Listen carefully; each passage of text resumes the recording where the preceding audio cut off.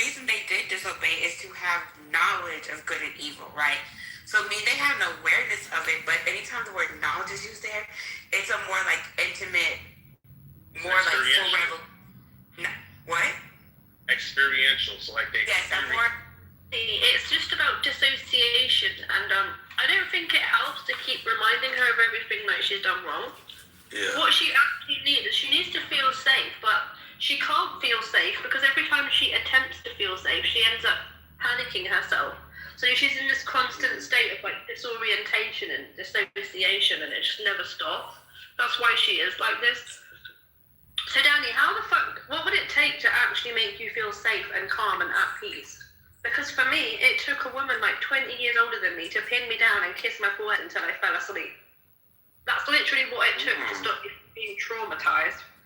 Maybe you just need some love that isn't necessarily sexual, but... Is he a nice Jewish man with expendable income? How would that make you feel safe, though? Like, emotionally? No kids, because I don't wanna take money from anyone's dad. Daddy's a grown ass woman. Daddy does shit fuck shit about I it. need a Jesus to come save me. She can be fucked about her and dad. Why? And this and that.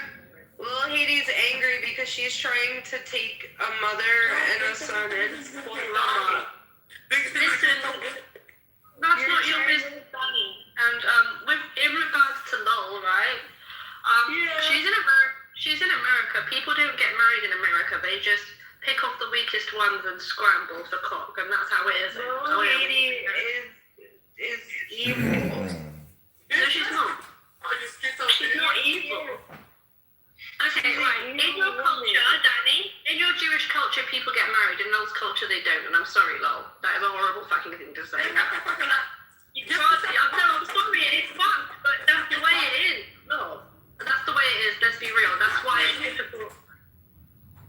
Okay, right. I'm a racist bitch, I get it. America, so shut the fuck up. I get it, right. No worries. Well, I'm scrambling just like you are, because I'm past 30, so...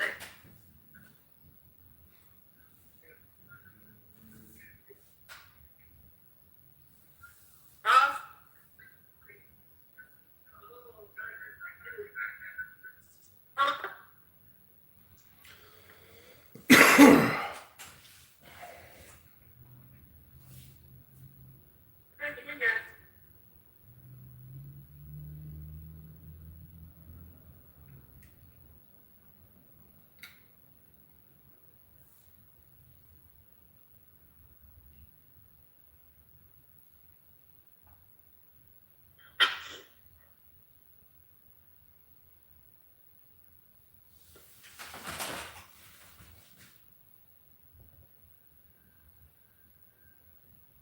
So I just know these kids when we were young, and I'm old as fuck, but it used to be like Boys and Girls Club, Police Athletic League. It'd be like there was different stuff going on to do for like a lot of these kids, but you know, even like with just like teen spots or like house parties or whatever, it seems like these kids are, because they're going to these public places. I don't know if they don't have enough to do. I know definitely parents aren't engaged enough, but if the parents get in trouble, you know that they're gonna be like, they're not going to be taking L's for their kids or whatever, especially when they don't care what these kids do. It don't appear to care. So if they're getting hemmed up for it, then they will definitely probably, stay on their kids about not, putting them in jeopardy of getting in trouble. So. Yeah, funding for these programs that you're talking about have shriveled up. Like a lot of this funding has gone away under this administration for programs to keep these youth engaged in more productive ways. And then what happens too is like I say, we didn't have phones when we were coming up, right? We all agree, right? So these kids, they have phones. All it takes is about 2, 3, 4 influencers in that town or that part of the neighborhood, and they just all gather in different places, and that's where they meet up and do what they do, It's easy to mobilize quickly, in the digital world. That's a fact.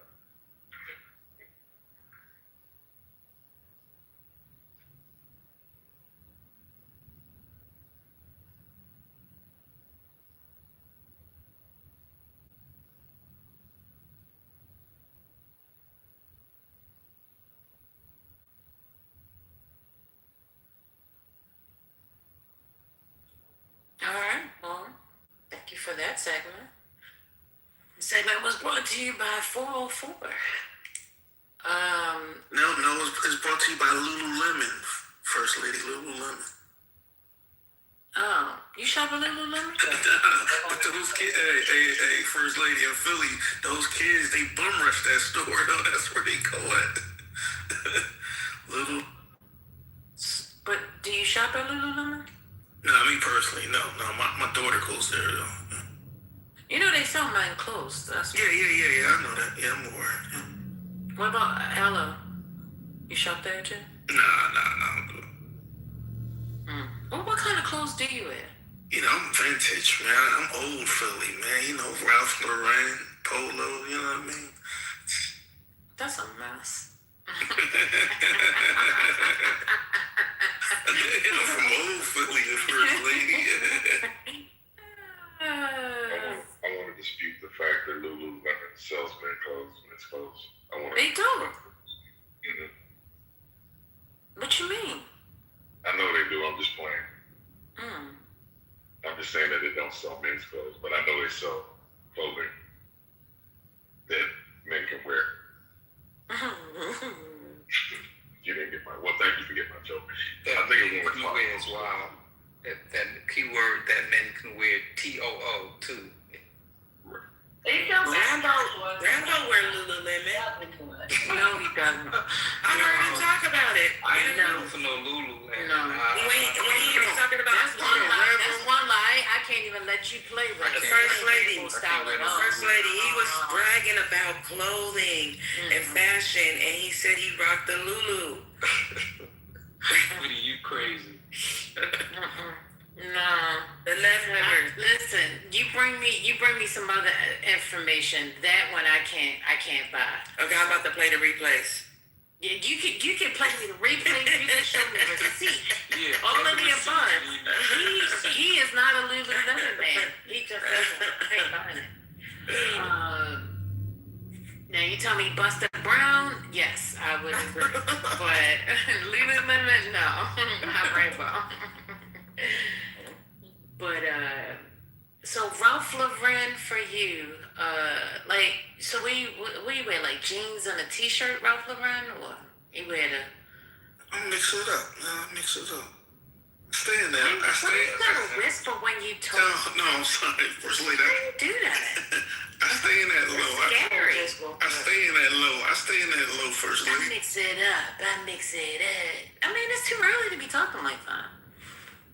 She's funny. I don't know. I just look for vintage pieces. And Vintage mean thrift store. Nah, they don't sell this. Well, there's a store in Boston. We ain't gonna get into that. But nah, just like pieces, unique pieces. The cat that I had a connection with, who used to give me these sales. It was a wild story. He ended up moving to Florida, and my boy sends me a video of him, and the dude like spazzed out and shit in front of some police officers.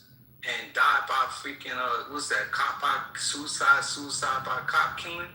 And that connection is lost. But yeah, so now it's just getting good, just getting good pieces that, like, one thing about that brand, if you buy something now, 10 years from now, you can buy something else and all the colors will match up. Like they're very consistent with their fits and their colors. Like they stay consistent. Everything is just quality, and it's not about the name brand, but the quality is exceptional. Hey, First Lady, you know what I've been lately over the last, let's say, 6 months? I've been heavy on that Supreme, too. That Supreme's been pretty cool. What? How old are you? You wear Supreme? Yeah, it's a nice Supreme. Yeah. What's wrong with that? I mean, one or two, but like several? The whole wardrobe. Yeah, not a whole wardrobe. I said heavy. I mean, heavy is what, 3-4 pieces maybe? No, heavy to me. No, not that kind of heavy. Nah, not that kind of Well, I mean, that's heavy. Heavy means heavy. That ain't heavy if it's just 2 or 3 pieces. I mean, what are we doing? Now, I had to lay off that essential. I had an essential hoodie, and I was gonna get like the sweatpants and the sweat shorts and all that. And then everybody and their grandmother got it on now. I don't want it. I wear it to the grocery store now. I sleep in it. Cause it ain't essential no more. It's everybody. Yeah, once everybody get it, yeah. Just like Michael Kors. Oof, everybody and their grandmother wearing Michael Kors. It's not even fun anymore. Marc Jacobs, same way.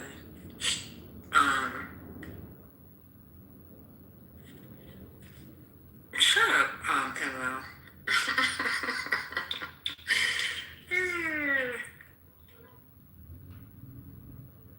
45. You 45? Omar? No, I ain't no 45. What's wrong with being 45? What's wrong with Supreme, ML? Come on up, ML. Come on up. What's wrong with Supreme, brother?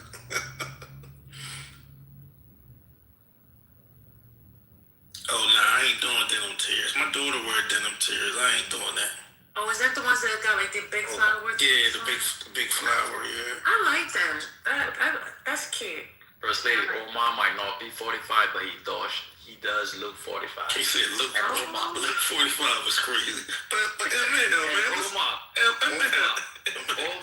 ML, kids, I know what it is. Omar, you know when my kids stopped wearing Supreme? My son stopped wearing Supreme, I think, when he was like 21. That's like 8 years ago. No, Supreme is still a thing, though, ML. No, it came back. Yeah, it came back, ML. It came But back. you discovering Supreme at 45 is why. No, I'm not discovering. No. I said I'm not discovering at 45. You know, Supreme, it can come back, though. Yeah. ML trying to get me back from yesterday, though. You were lying on me yesterday. I was disappointed. ML, I was trolling you, ML. You know that's my guy, man. Stop it.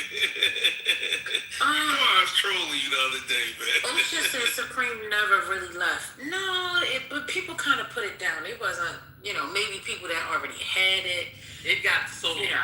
But it wasn't like purchase. Yeah, it kind of can't cut. So it got sold. Some company bought it up, and my son was like, "Man, this shit ain't legit anymore. It's all commercialized. Some big company bought it."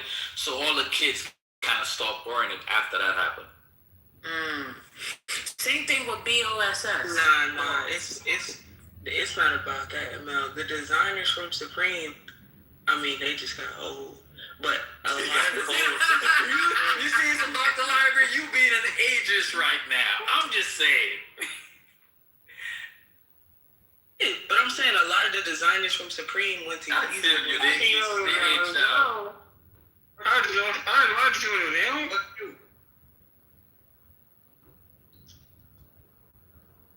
Yeah, a lot of them. But it was sold. But Yeezy, when Yeezy started, but the dude from Denim Tears was the main black designer at Supreme. He left.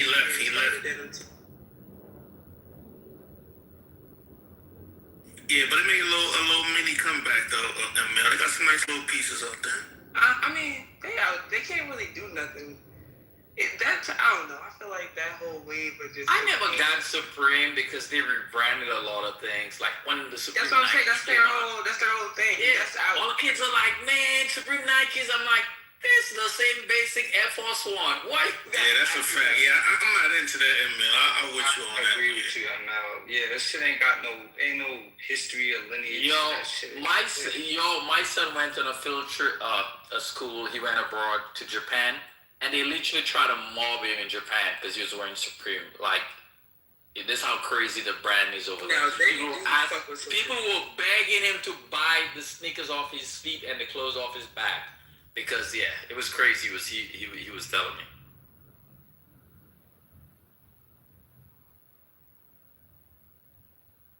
Is Trump playing yet? Dr. Library, hey Snickerdoodle, hey Fishbelly. Who was asking a question? Divine. Is the National Guard still in D.C.? Yeah, they're not leaving until 2028. I told you, Divine. Damn. We got money for wars, we can't feed the poor. But I'm not gonna lie to you. The National Guard in D.C.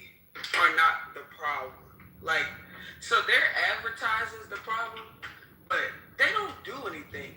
Like, they can't. I don't know how to explain it. Like, the National Guard, they be like helping women carry their groceries and shit. You know what I'm saying? Like, they be, I don't know, they patrol the streets, but I've never seen or heard of them getting in an altercation with anything. The real problem is that they talked about the National Guard, which is true.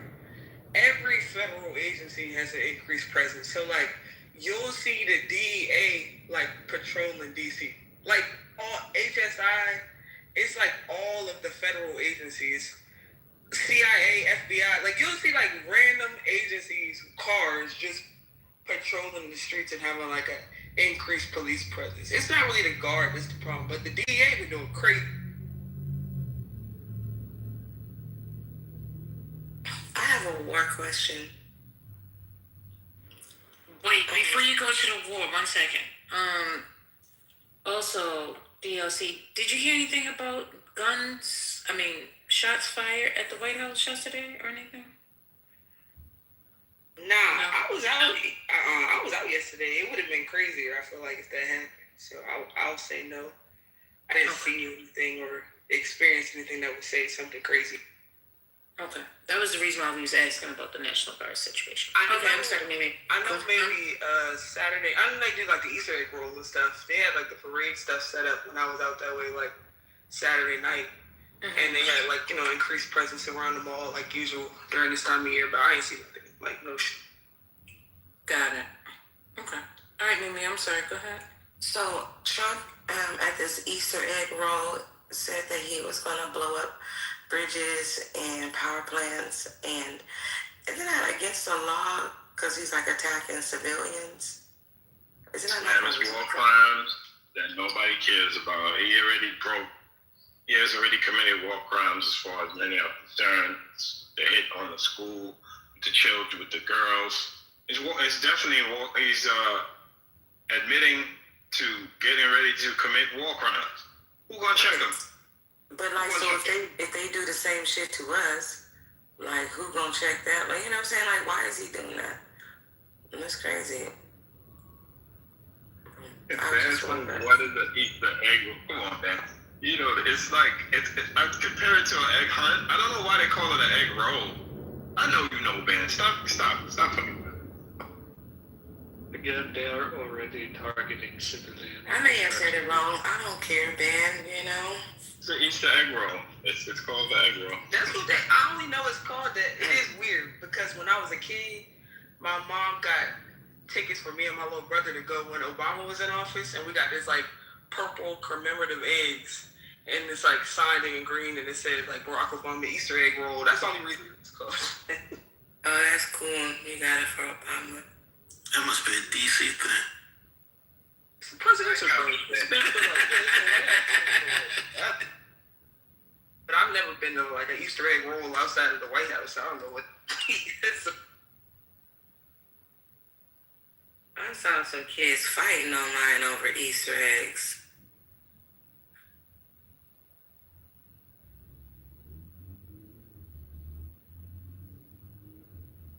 Hey Nathan, come get your students. But yeah, they was fighting over the eggs. What happened? Like, they were, how they let the little kids go first so they can get some eggs, and then the big kids come, and then the big kids ran over to where the little kids were at, and they got to just fighting eggs everywhere. It was a few of them like that. I'm like, they should just separate that Easter egg hunt, like one for little kids, one for big kids. Because the big kids they wrong, but the little kids is feisty. The one little girl pulled her big sister's hair, dragged her down. Eggs was everywhere. But this war is crazy. So how do they prepare for that? Like, since Trump is telling them that he's gonna bomb them tomorrow, was that like they just stay inside, or how do they prepare for that? I mean, even with the detectives, they know that something's coming within a period of time. But I don't know in this particular case. But he gave him a specific time. He said 8 p.m. Eastern Standard Time. They have to respond. Why you like? He gave him a time. Like, here's the time for your death. Like, First Lady, today or tomorrow? Tonight? Tomorrow. Tomorrow night. At 8 p.m. That's more than 48 hours though, because he issued it. Or maybe. The rhetoric is completely disconnected. The Yeah. whole negotiation, the rhetoric, whether we're gonna bomb something or not bomb something, has nothing to do with what's actually happening. Civilian infrastructure bombings has been going on all along.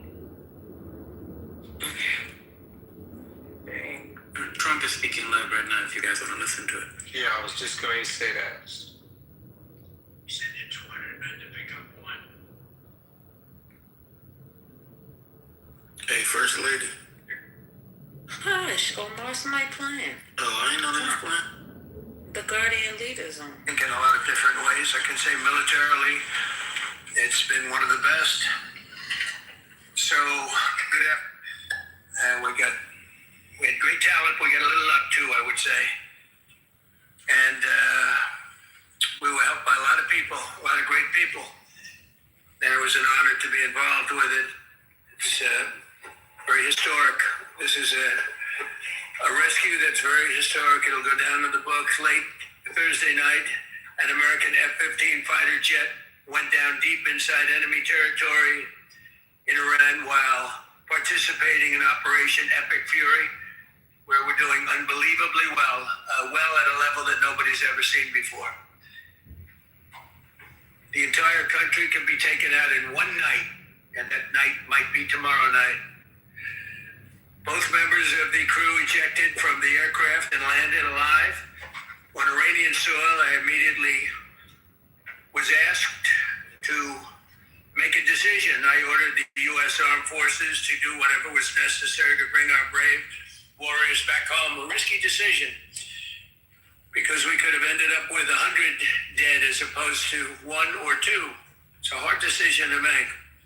But in the United States military, we leave no American behind. We don't do it. Within hours, our armed forces deployed 21 military aircraft into hostile airspace, many flying at very low altitude, being shot by bullets. You bring rifles into play when you're going that low, but there are also certain advantages. And in broad daylight over Iran for 7 hours, at times facing very, very heavy enemy fire. We have a helicopter that's got a lot of bullets in it. It's amazing. We just realized how good those weapons are. Those our machines are. Nobody has the equipment that we have, and nobody has the military that we have. Not even close. The most powerful military anywhere in the world by far. The flight crews and warfighters aboard those aircraft took extraordinary risks to rescue their fellow service members. This first wave of search and rescue forces successfully located the pilot of the F-15, and he was extracted from enemy territory by an HH-60 Jolly Green 2 helicopter. Fabulous machine as our warriors faced gunfire at very close range. It's amazing that when you look at the machinery, what happened, that nobody was even injured. Meanwhile, the second crew member, weapons system officer, highly respected colonel, had landed a significant distance away from the pilot. When you're going at those speeds, even if you go out 2 or 3 seconds later, it's miles and miles away, because you're going fast. He was injured quite badly and stranded in an area teeming with terrorists from the Islamic Revolutionary Guard Corps rough group, as well as besieged military, militia, and local authorities. Many, on top of everything else, they told the communities actually within inside of Iran, the people of Iran, they were given a tremendous incentive to find this pilot. Despite the peril, the officer followed his training and climbed into the treacherous mountain terrain and started climbing toward a higher altitude, something they were trained to do in order to evade capture. They want to always go as far away from the site of the shoot down. You want to go as far away because they all head right to that site. You want to be as far away as you can. And he was injured, and he was an amazing thing. He scaled flip faces, bleeding rather profusely, treated his own wounds and contacted American forces to transmit his location. They have a very sophisticated beeper type apparatus that is on them at all times. And when they go out on these missions, they make sure they have lots of battery space and they're in good shape. And this one worked really well. Amazingly, saved his life. We immediately mobilized a massive operation to retrieve him from the mountain holdout, and he kept going higher and higher. The mountain kept getting rougher and rougher, and really very, very hard to find. The second rescue mission involved 155 aircraft, including 4 bombers, 64 fighters, 48 refueling tankers, 13 rescue aircraft, and more. We were bringing them all over, and a lot of it was subterfuge. We wanted to have them think he was in a different location because they had a vast military force out there. Thousands of people were looking. So we wanted them to look in different areas, so we were scattered all over like we were right on top of them. We had 7 different locations where they thought, and they were very confused. They said, well, wait a minute, they've got groups here, they've got groups there. It's an amazing thing. I was listening to these great people, these great generals. General Raisin Kane was amazing. And Pete Hegseth was amazing. But I listened to the whole thing. It was pretty amazing. So they had all these different sites where everybody thought he was located. We think we have him over there because they have 9 planes circling a little area that's 25 miles down the coast. So in a breathtaking show of skill and precision, lethality and force, America's military descended on the area, the real area, engaged the enemy, rescued the stranded officer, destroyed all threats, and exited Iranian territory while taking no casualties of any kind. The heroic F-15 weapons system officer had evaded capture on the ground in Iran for almost 48 hours. That's a long time when you're in tough shape and when you're bleeding. It's a long time. When we left, as you probably know, we had 2 large planes, pretty old planes that carried a lot. We needed a lot more equipment going in than coming out, obviously, because going in, we needed to be able to scale mountains. And we had a lot of equipment. But the sand was sandy, wet sand. So we thought there may be a problem taking off because of the weight of the plane. And then you also had all the men jumping back onto the planes. And they got pretty well bogged down. And we had a contingency plan, which was unbelievable, where lighter, faster aircraft came in and they took them out. We blew up things. We blew them up to smithereens because we had equipment in the planes that frankly we'd like to take, but I don't think it was worthwhile spending another 4 hours there taking it off. So we didn't want anybody that we have the best equipment anywhere in the world. We didn't want anybody examining our anti-aircraft and other equipment. So these were large planes that were old and pretty old, and we blew them up. And we had lighter planes come in, and they were able to land on the sand. We needed the biggest because we had so much equipment that we took 3 helicopters over there, which were very strongly used, and couldn't have lived without them. They performed unbelievably well. And if you'd see it, you wouldn't believe it. They came off the plane, and these guys had them. The rotors were off. They rebuilt these helicopters in less than 10 minutes. And that was one of the more amazing things. These are helicopters, small, unbelievably powerful, but small, very small, so it can get into certain areas. And they got them off the plane, and they rebuilt all 3 of them in a matter of less than 10 minutes. It's pretty amazing what the genius of these people. Who would think that? You'd think it would take 5 days to build them. And in some companies, it would take 5 days, and they wouldn't do it well. But they served us well. As Commander-in-Chief, I never forget the extraordinary risk taken by the warriors that we sent into battle, and the genius. I mean, think of it, having a contingency of 3 planes waiting because we think the sand is so bad that we probably won't be able to take off. And the planes really got bogged. This was not much of a runway. This was a farm, not a runway. It's a farm, but it did the trick. But to have a contingency as opposed to having to wait 2 days, can you imagine right in the middle? This was central. This was right, you would call it central casting if you were doing a movie for location. And probably the toughest area of Iran where we'd be sitting there. So these planes came in, those pilots came in so fast and so quick and got out of there. Everybody got aboard and just got 15-minute intervals. One load out, one load out, one load out. It happened. And we were watching and we said, that's amazing. In many ways, I was almost more impressed by the contingency that we had than the fact that, if we would have had a runway or decent soil, but it was an amazing thing. But we thank God for every single one of them. And the talent, the genius is not even talent, it's genius. It's the whole ball game, every one of them. And if you look at what we did with Maduro, we went into a military compound, a massive, with thousands and thousands of soldiers, and within a matter of minutes, and he lived behind iron doors. There were steel doors, broke them down so quickly, and within almost minutes, he was in the back of these planes. It was a similar group. Incredible. We have incredibly talented people.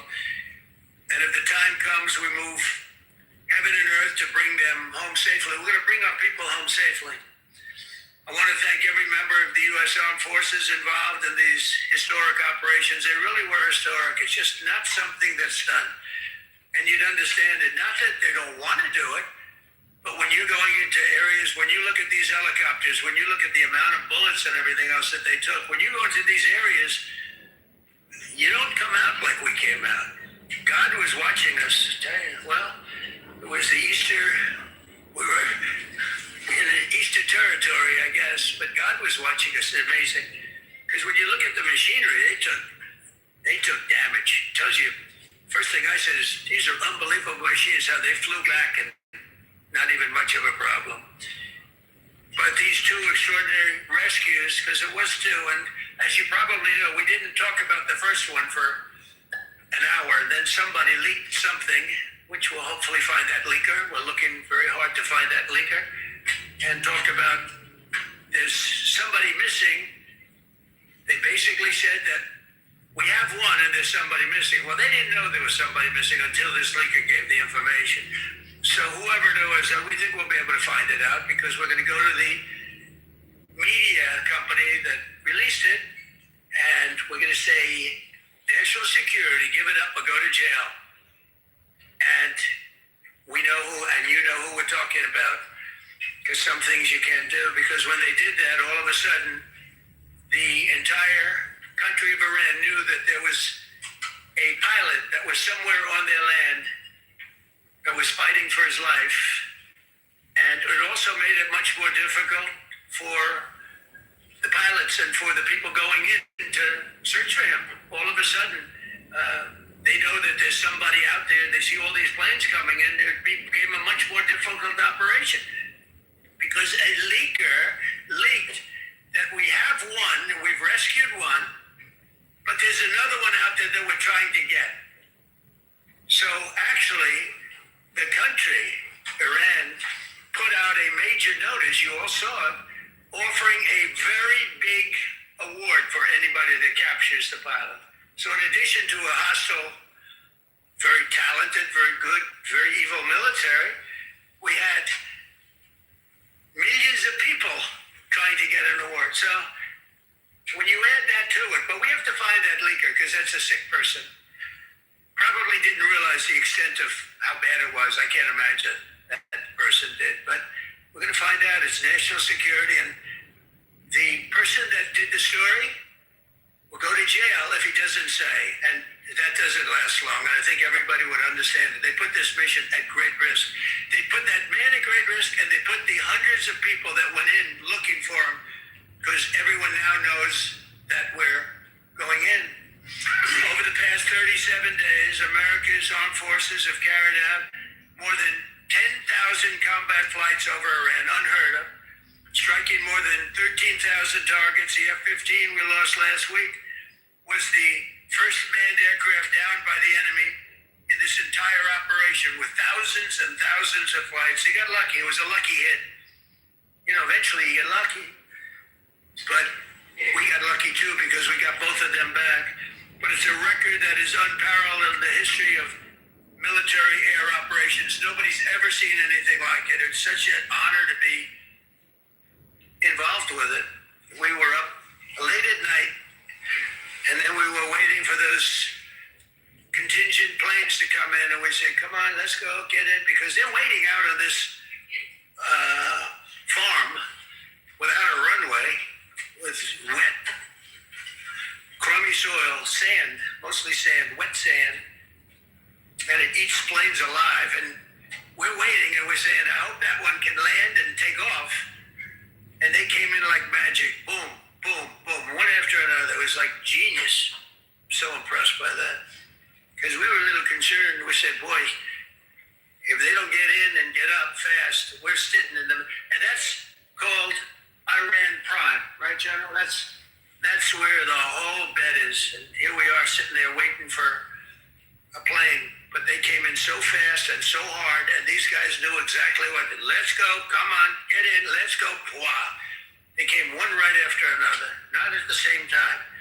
They don't want to come at the same time. They had to come right after each other. They didn't have any room. There was barely any room to land. A tiny little patch of very wet earth and sand. So I'm so proud of the people that I have standing up here with me, and many others at work. I mean, so many. Steve Woodcock's over here. He's doing fantastically. Jared Kushner. But the people that are here, the job they did is amazing. And I think I'm going to introduce the head of the CIA, and he is a man he's central casting, okay? If we cast a movie, he's going to play the head of the CIA. He's one of the few. John Ratcliffe, he did a phenomenal job that night. He did something that I don't know if you talk about it. If you want, you can. I'm not sure you're supposed to. I'm not going to talk about it. But the CIA was very responsible for finding this little speck. It's like they used an expression on one of the shows the general was talking about. It's like finding a needle in a haystack, finding this pilot. And the CIA was unbelievable. And you may, if you can, you'll talk, it might be classified, in which case I'd have to put him in jail if he talks about it. And I don't want to put him in jail. He doesn't deserve that. So, John, you want to say a few words? Thank you. Thank you, Mr. President.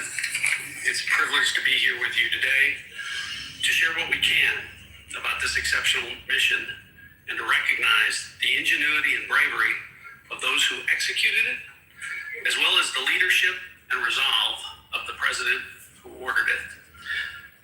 One thing that has been clear to me in this role is that the flawless military operations that the Department of War is known for are hostage to flawless intelligence.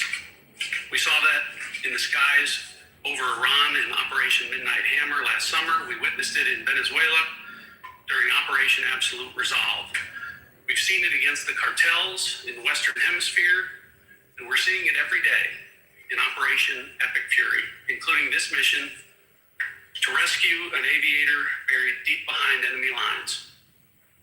Because it is the unique tradition of the U.S. Armed Forces that we leave no man or woman behind, this was a no-fail mission. That was the spirit in which the president put us to work, and we were determined not to let him down or our airmen down. As an agency, the CIA possesses unique capabilities that only the president can deploy. Some of these capabilities fall under covert action authorities. And because covert means exactly that, I'm not going to be able to tell you everything that you want to know. At the president's direction, we deployed both human assets and exquisite technologies that no other intelligence service in the world possesses to a daunting challenge, comparable to hunting for a single grain of sand in the middle of a desert. This was also a race against the clock, as it was critical that we locate the downed aviator as quickly as possible, while at the same time keeping our enemies misdirected. For that reason, in addition President to find our airmen, CIA executed a deception campaign to confuse the Iranians who were desperately hunting for our airmen. On Saturday morning, we achieved our primary objective by finding and providing confirmation that one of America's best and bravest was alive and concealed in a mountain crevice, still invisible to the enemy, but not to the CIA. That confirmation was relayed by Secretary Hexet to the President, and the operation quickly moved to the execution phase. Following the successful exfiltration on Saturday night, our intelligence reflects that the Iranians were embarrassed and ultimately humiliated by the success of this audacious rescue mission. When the President asked me to lead the CIA, he made it clear: get back to basics, no politics, no agendas, tackle the hardest problems, and execute the toughest missions. This president is about results, and now that's what his CIA is about too. The professionals at the agency and at the Department of War deserve immense credit for their flawless execution during this daring mission. Their skill, creativity, and courage are unmatched on the battlefield wherever they step. But none of that matters, and all of that is wasted without a president with the political courage to put them into action. Mr. President, I've had the privilege of seeing you act with political courage in the best interest of the United States up close on a daily basis, and I'm grateful that this successful mission has given the American people a window into that as well. The Secretary and Chairman will tell you that our service members' confidence is boosted by a Commander-in-Chief who has their back the same way they have yours. And I know that the confidence of CIA's officers is boosted by the knowledge that their work is informing a president who's not afraid to make the hardest decisions when the stakes are highest. And to the American people, your confidence should be boosted by knowing that the security of the nation is in the hands of a president who's willing to take on problems that have confounded both sides of the political aisle for nearly half a century. It is an honor to serve under a leader who just proved that you can believe him when he says, no matter what, we will leave no one behind. We will come for you. Thank you.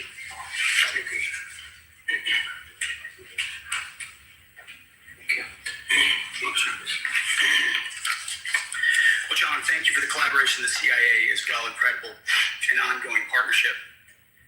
Ladies and gentlemen, fellow Americans, and especially the brave warriors in our armed forces, over this Easter weekend, the United States military has once again proved why we possess the greatest fighting force the world has ever known. In two extraordinary combat search and rescue operations deep inside enemy territory in Iran, our warriors executed missions of breathtaking skill and precision. When our warriors are unleashed, as this president has allowed them to be, they are unstoppable. When American airmen were down behind enemy lines, our forces and our president did not hesitate. Special operators supported by elite air crews and intelligence professionals moved swiftly and decisively into treacherous mountain terrain under the constant threat of Iranian forces closing in. Ultimately, it was an impotent Iranian threat. And today, as the CIA director mentioned, Iran's military, and we know this, is embarrassed and humiliated, and they should be. Now, these are not routine operations. They were high-risk, high-stakes missions conducted in the heart of enemy territory. This was not just barely into Iran. This was deep into Iran, involving coordinated strikes to suppress threats, deception tactics to protect our teams, and full synchronization across air, ground, and special operations. The Iranians are still asking themselves right now, how did the Americans do this? One downed airman evaded capture for more than a day, scaling rugged ridges while hunted by the enemy. When he was finally able to activate his emergency transponder, his first message was simple, and it was powerful. He sent a message: God, is good. In that moment of isolation and danger, his faith and fighting spirit shone through. You sat down on a Friday, Good Friday, hit a cave, a crevice, all of Saturday, and rescued on Sunday. Flown out of Iran as the sun was rising on Easter Sunday. A pilot reborn, all home and accounted for, a nation rejoicing. God is good. Despite incoming fire and unforgiving conditions, our troops brought every American home. No American lives were lost. We leave no man behind, and that is not luck. It's the result of unmatched training, superior technology, an unbreakable warrior ethos, and sheer grit. Our special operators, pilots, and support crews formed with near perfection under fire, and they were lethal. Just ask any Iranian soldier who dared attempt to get anywhere near that pilot before or during that mission. Death from above. Our troops turned a potential tragedy into a resounding demonstration of American resolve and capability. That's what excellence in uniform looks like. But make no mistake about it, none of this would have been possible without the courageous leadership and ironclad determination of President Donald J. Trump. From the moment our airmen went down, President Trump made it clear we will leave no one behind. The first mission, the first of two, was an audacious daylight thunder run right up the middle. It was authorized in less than 2 hours from that pilot going down when we knew where he was. And it was authorized in the middle of the night, because anybody that's worked for this man knows he's up in the middle of the night. Authorized immediately, without hesitation, audaciously. The second mission, as soon as we knew where that pilot was, John was certainly helpful in that, also executed immediately. You know, I looked up at my screen when the final mission was complete inside our SCIF, our secure facility. And we have a running VTC, a running coordination cell. And the top of it read 45 minutes and 45 hours and 56 minutes. For 45 hours and 56 minutes, we held that call open for coordination. From the moment our pilots went down, our mission was unblinking. The call never dropped, the meeting never stopped, the planning never ceased. The president demanded rapid, decisive action. He backed our military with the full weight of his resolve, refusing to let enemy propaganda or tactical setbacks deter us. His leadership ensured that every lethal and non-lethal resource was brought to bear, that our forces had the authorities and the support they needed to succeed. When the president says he has the backs of our warfighters, he means it. And it means a great deal, and it's a big difference on the battlefield. President Trump understands that peace through strength is not a slogan.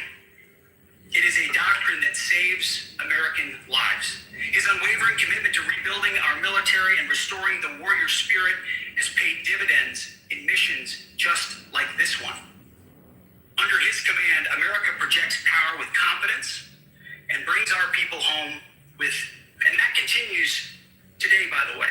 Per the president's direction, today will be the largest volume of strikes since day one of this operation. Tomorrow, even more. And then Iran has a choice. Choose wisely, because this president does not play around. You can ask Soleimani, you can ask Maduro, you can ask Khomeini. To those heroes who planned and executed these rescues, your nation stands in awe. I stand in awe. The chairman stands in awe. We all stand in awe of your professionalism and bravery. We serve for you. Body, the very best of America. To the rescued airmen and their families, welcome home. Your courage and endurance, the quiet declaration of faith amid the storm, inspires us all. God is good every day. And to our adversaries watching from Tehran, let this be a cliche. The United States military will go anywhere, at any time, to protect our own and complete the mission. We execute with precision. We control the sky. You see, we flew for 7 hours in daylight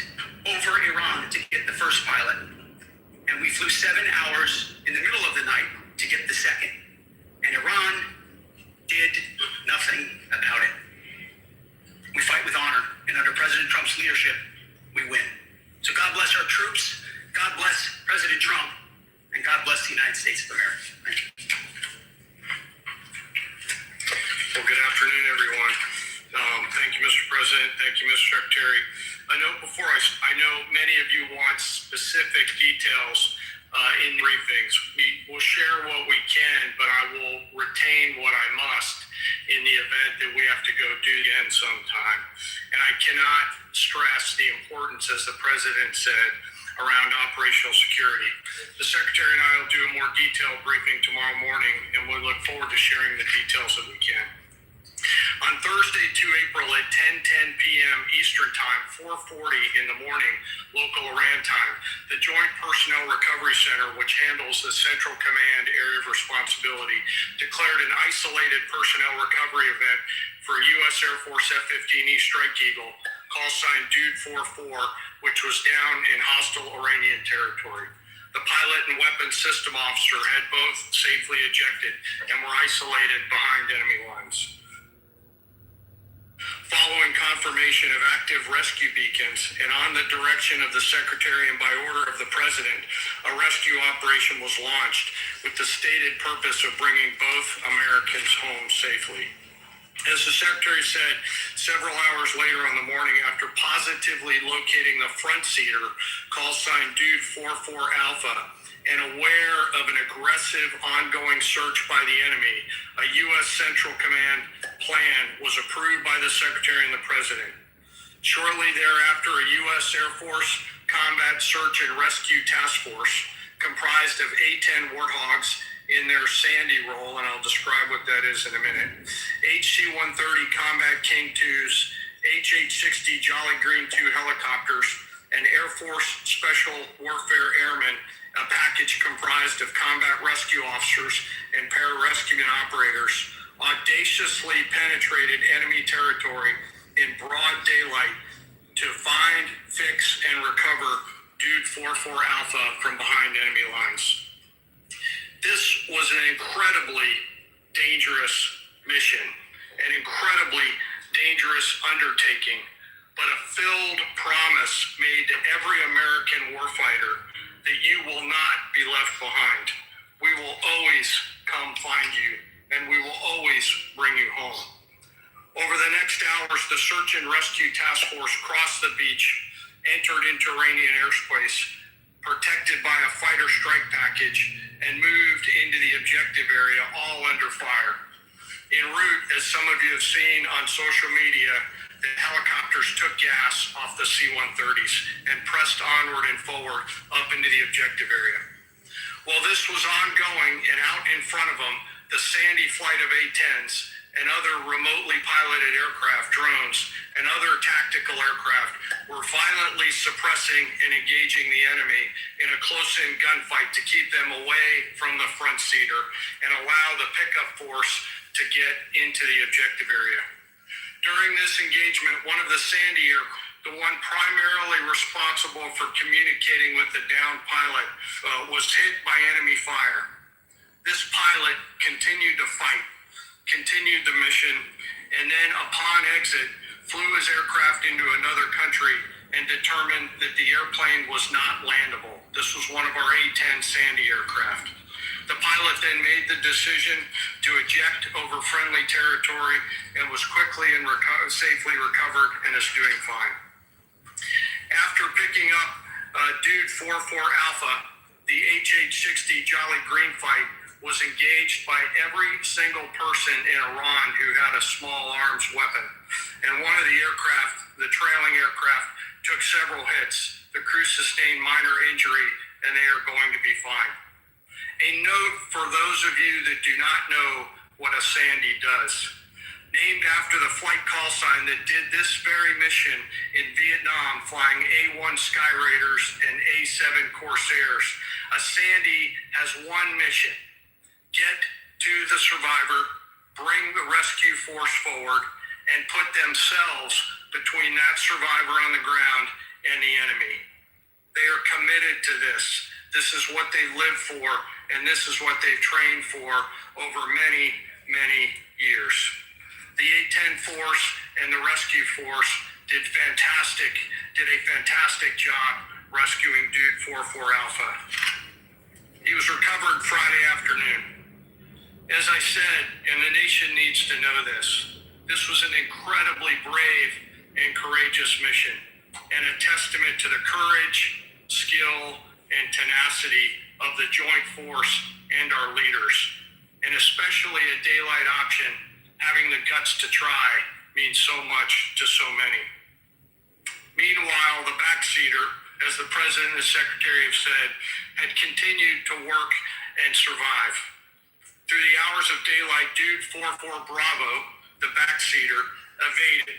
Using every means available, the efforts of the United States military, the Central Intelligence Agency, and others were attempting to find and locate with precision Dude 44 Bravo, the backseater. A note on the backseater and the front seater. The single most important contributor to a successful rescue operation is the spirit of attack in heart of that downed aviator. Their will to survive, will to evade, their will to recover is everything. In this case, the backseater's absolute commitment to surviving made much of our efforts possible. On Saturday, 4 April, after establishing positive communications with the backseater, we learned, as the President said, that he was injured and actively evading enemy forces. And thanks to our interagency partners, we were able to get eyes on his location and actively ID him. Throughout this entire time, the enemy continued to search for 4 Bravo, and the Joint Force continued to strike them over and over and over again. Fighting off marginal weather in Iran and the enemy's search for a second time on Saturday, at the recommendation of CENTCOM Commander and at the approval of the Secretary and the President, we launched a rescue task force to recover Dude 44 Bravo. Again, this came to the President and the Secretary for approval, this time with a much larger force package based on the time that the enemy had to prepare to find 44 Bravo. Again, this force was protected by A-10 Warthogs using the Sandy call sign. And this force had one single mission: do everything they can to bring an American home. This meant having a plan, being prepared to execute that plan, and more importantly, being prepared for multiple simultaneous contingencies. And because of this force's professionalism, grit, and determination, fight off two enemies at the same time. The enemy searching for 44 Bravo and contingency, which anyone who has done these types of missions knows we run into every single time. The force fought off both of those enemies incredibly well. During the period of darkness on Saturday, and as the Secretary said, into Easter Sunday and into the daylight, the force fought its way in and rescued Dude 44 Bravo. They were protected overhead by an air armada, including tactical drones, strike aircraft, and others. The force fought through multiple simultaneous contingencies, something no other nation, no other military can do, and safely returned Dude 44 Bravo, the backseater, home, and all other Americans home as well. At midnight 12 local Eastern time, Easter Sunday, more than 50 hours after the start of this operation, the Joint Personnel Recovery Center declared Dude 44 Bravo, both the front and backseater, returned to friendly territory. The courage demonstrated by both the pilot and the weapons system officer while isolated and them invading the enemy cannot be overstated. Their grit and warfighting tenacity is a direct result of the absolute trust they have in our rescue forces, their training, and their will to survive and return. They always knew that we would be ordered to go get them, and they always knew that we would be coming to get them. These two operations reflect our nation's most sacred obligation to our military service members. We leave no one behind, bless you. It also perfectly captures the first truth of our special operations forces, that people are more important than hardware. That is the standard we live by, and the rescue forces that execute these missions operate under a clear motto: these things we do that others may live. Their actions were a direct embodiment of that commitment to others, and I could not be more proud of each and every one of them today. As the Secretary said to our enemies, this operation serves as a clear reminder of the capability and will of America's joint force. The United States of America will recover our warfighters anywhere in the world, under any conditions, when we want to. We will always bring overwhelming skill and firepower. To every member of the Joint Force, our interagency partners, the leadership at CENTCOM, and our leaders at the department and above, thank you. I'm proud of each and every one of you and thankful to our deployed forces and their families. And lastly, and most importantly, to Dude 44, welcome home. Job well done. Thank you.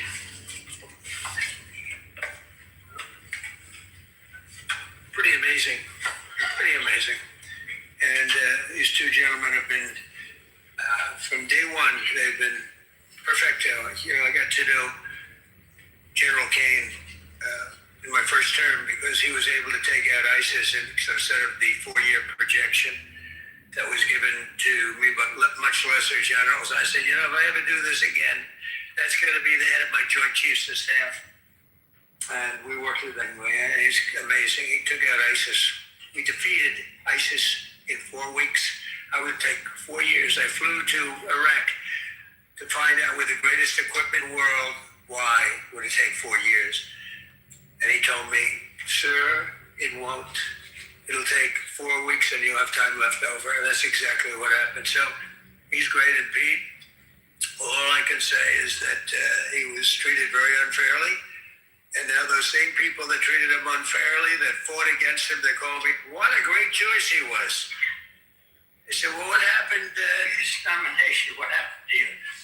I'm sorry, people that were not for him, senators, friends of mine, sir, I don't think you're doing the right thing. Now they call me up. What a choice. These two guys are fantastic. And John Ratcliffe was incredible. It was actually their genius that called us from 40 miles away, and he said, we're seeing something moving up in the mountain. This is at night.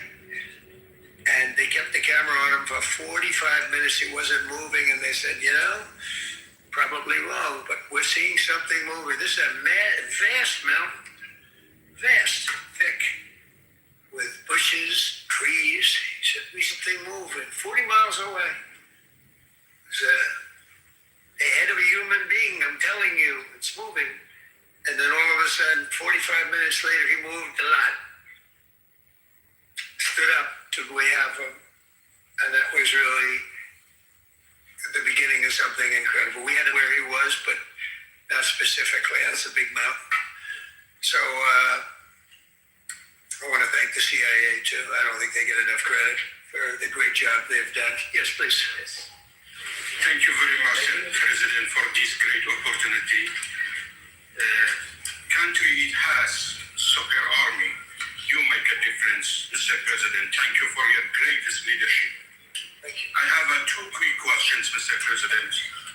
What was your reaction when you learned that Kurdistan region had resumed exporting oil to the international market with your support as United States of America? Well, I expected that. We've gotten along with the Kurds for a long time, so I expected that. Another question, what would be your reaction if the Iranian power raised up against their regime during a ceasefire, Mr. President? Well, they should do it, but again, the consequences are great. I mean, they were told if you protest, you will be shot immediately. You saw what happened to the young wrestler. He was a great champion, by the way. He was a great wrestler, one of the top in the world. And he and his 2 friends were hung. And all they did was say a little bit about liberty. They wanted liberty, and they were violently executed. But the number is up to probably 45,000 people were killed. So, when somebody stays in a house, when they know if they walk out of the house to protest, they'll be immediately shot and killed. And they issued that, that was publicly issued. That's why so many people say, oh, well, why are you doing this? We can't Iran have a nuclear weapon. We got regime change. We're dealing with a much different regime than before. We're dealing with different people. They're smarter. I think they're sharper and far less radical.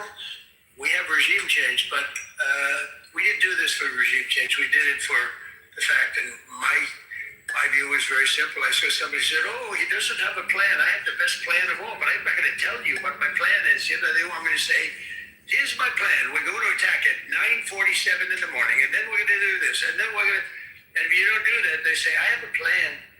These people know what the plan is. Everybody here knows what the plan is, but it's very unfair to say, because I don't mind being insulted. I've been insulted for many years by the fake news, but you can't. It's so bad for people that are so you just saw two great and John Ratcliffe, three unbelievable people. They have a plan. Every single thing has been thought out by all of us, but I can't reveal the plan to the media. So, but we're just thrilled by the success of this operation. Yes. Thank you, Mr. President. You said Iranians would be mad if you stopped these attacks, but why would they want you to blow up their infrastructure, to cut off their power? Wouldn't that be punishing Iranians for the actions of the regime? They would be willing to, and it's suffering, they would be willing to suffer that in order to have freedom. The Iranians we've had numerous intercepts. Please keep bombing. Bombs that are dropping near their homes. Please keep bombing. Do it. And these are people that are living where the bombs are exploding. And when we leave and we're not hitting those areas, they're saying, please come back, come back, come back. These are the people. I don't know what they do. All I can tell you is they want freedom. They have lived in a world that you know nothing about. It's a violent, horrible world where if you protest, you are shot. Remember the great woman protests where they had 400,000, 500,000 women, and they were all enthused and they were going to protest, and everybody said, oh, the regime's going to come to an end. And then all of a sudden, boom, boom, 5, 6 different areas. A woman would go down right between the eyes. They had snipers. They had 5 snipers. That's all it took. And those 400,000 or 500,000 women said, oh my God, what's that? Oh, look over there. What's that? A woman shot right between the eyes. And after 5 or 6 of them go down, then you start hearing the purr through the vast number of people. And then they said, oh my God, who would do that? And they're incredible people, but they've lived so horribly. They've lived so horribly. Iran was a great country if you go back 25 years ago or so. The Persian people, they're incredible, smart, brilliant actually. And I know so many. I know coming from New York, originally I know so many people from Iran. They're incredible people, incredible energy and very, very brilliant people. But when you're standing in a group and protesting and you have a woman, in the case of the woman, remember the Great Woman March, everybody was saying, oh, this is the end of the country. And then snipers selectively picked. Every single one was shot right between the eyes from a long distance. They were on top of buildings. Nobody even knew where they were. Where are they coming from? This wasn't like a machine gun, which is also very bad. They've done that too. They did that recently. This was snipers sitting on the top of buildings, aiming and hitting women. And when they see people go down, and all of a sudden there's a riot in the reverse direction, and they never came out again. And a lot of the news doesn't talk about that. They talk about, oh, women's rights. You want to see women's rights? You're not going to see it there. It's amazing when I see some of the stupid people like, AOC plus 3, all that group. They talk about, oh, freedom for Iran. They don't tell you the real facts. Women, men, gays. How about gays for Iran? They kill the gays. They throw them off buildings. So I wonder what's going on. I can only say this. They want us to keep bombing, even if it jeopardizes, because their life is in much greater danger. They want freedom for Iran, but it's very hard for them to protest. I actually tell them, I said, don't go out. I fully understand. nobody in this room would go out. I don't think there's any, because frankly, it's not a question of bravery. We're all brave, right? You're brave, I'm brave, we're all brave. But we're also intelligent. If you have people shooting at you, expert shots with the best rifles you can get, and hitting you right between the eyes every single time, and you're looking here and you're seeing and you're looking here, you're out of there. I don't care who. Fort Bear's Fox News. I know that. Oh, thank you. Go ahead. America's watching. Can we go back to the weekend? First off, was everyone on board with the operation, or were there people that were trying to talk you out of going through with the operation this weekend? Not everybody was on. Somebody else within? No, there was military people, very professional, that preferred not doing it. These two were totally on board, which was very important. They weren't, it would have had a little difficulty. But no, there were military people that said, you just don't do this. You don't go into the heart of a very powerful military. You know, this is, hey, you have countries and countries. You have some countries where military is not there so erosive. This whole thing is militarized like nobody's ever seen before. Half the people are wearing uniforms. And we had people within the military. Usually it's not done. That's one of the reasons, I was surprised. Somebody said it's the only time it's ever been done. I said, that's not possible. But it is possible. Because you're going into hundreds of thousands of soldiers along the path. I mean, look at some of the helicopters, how they got hit. So, yeah, there were people within the military that said it's a wise. And don't forget, how many men did you send altogether for the operation? I'd love to keep that a secret. Okay, well, but I will tell you, the number, I'll keep it a secret, but it was hundreds and hundreds of these people. That's pretty good. Is he central casting? But hundreds of people went into this journey. Hundreds of people could have been killed. Forget about the equipment, a lot of equipment. Nobody cares. Hundreds of people could have been killed. So we had people that were within the military that said this is not a wise, and I understood that, but I decided to do it. Was there a point that that you were thinking there's too much on the line, and somebody was saying maybe we abort this now and wait? I mean, given the resource, like the general said, it seemed like there was so much on the line here. You must have been thinking, well, this could have completely changed. So the first one, which was in many ways as dangerous as the second, I guess, because we're flying over daylight. We're the best at the world at night. We have goggles that nobody. We have goggles. I've tried them. They're unbelievable. I see better with the goggles at night than I see without them during daylight. I mean, daylight today, we have a beautiful day. You see just as well with goggles. In many ways, it's enhanced. So we have the best in the world. So it's much safer for us to do it at night, whereas other people, no other country has that capability. They don't have that particular piece of equipment like we do. But when I was told flying and in daylight, I think we flew 7 hours over Iran, and that's a long time, over unbelievably hostile territory where they have nothing but weapons. We took out their anti-aircraft, which is great. We took out their radar, which is great. We took out a lot, but they still have, what hit this one was a handheld shoulder missile, heat-seeking missile. So it's not like, they're totally whatever. And they had probably a little luck, because you got to get lucky. But they shot it, and it got sucked in right by the engine. But these guys were out of there. They were great. Their timing was great.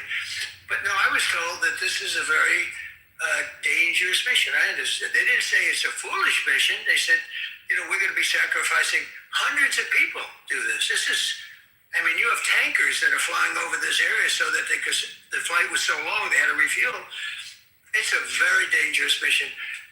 I just felt it was worth it. If you would have told me that we would have been successful, gotten both, and nobody was even essentially injured, I would have said that would be impossible. Yeah, President, thank you very much.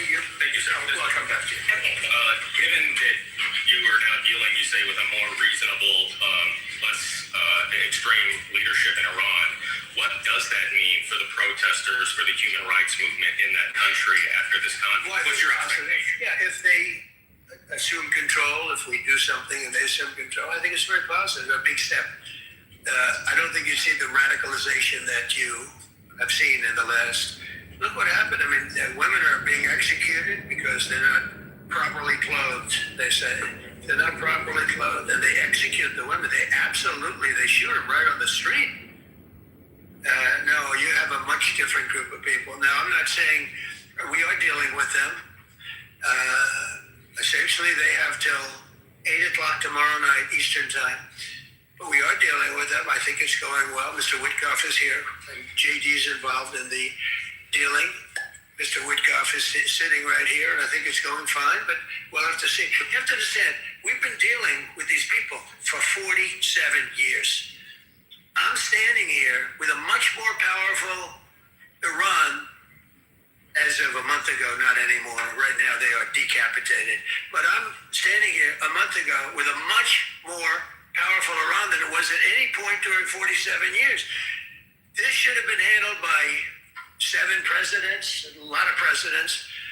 And those presidents are saying now, every one of them to their friends, we should have done this a long time ago. So it's not something, it's very dangerous, and we're getting them at the height of their strength.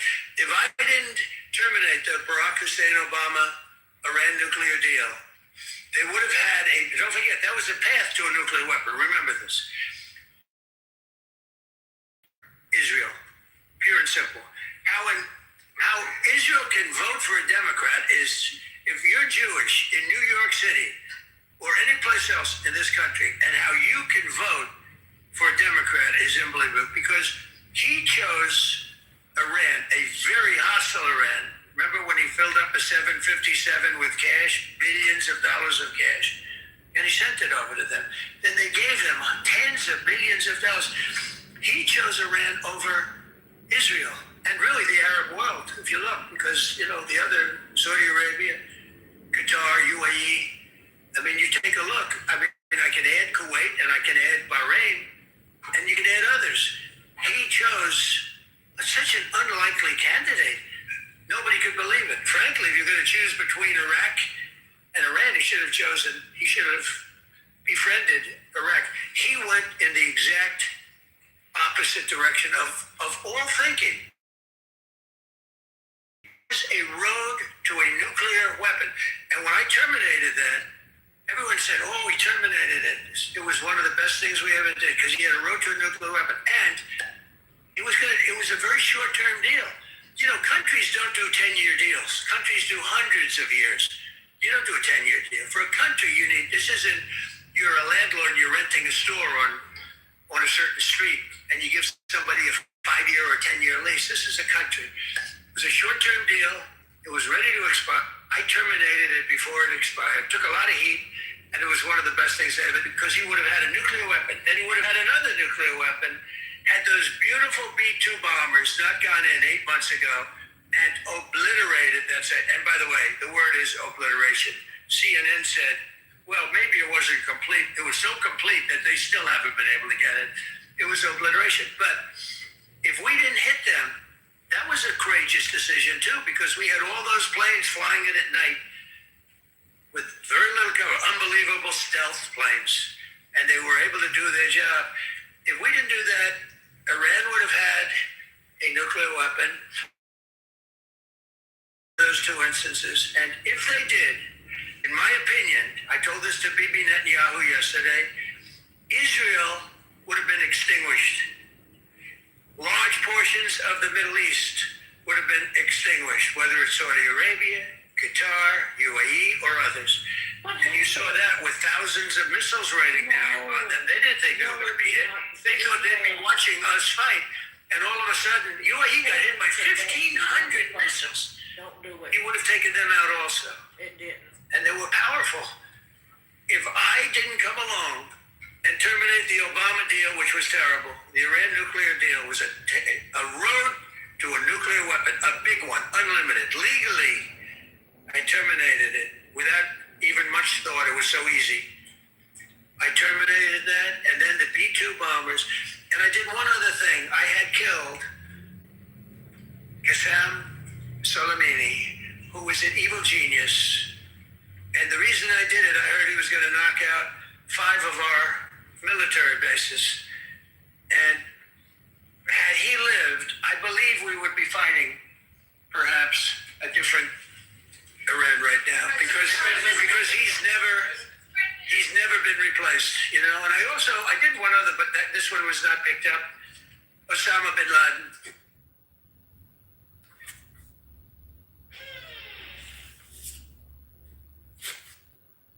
So, because they're gonna ask some questions. Hopefully, somebody asks one that makes fucking sense.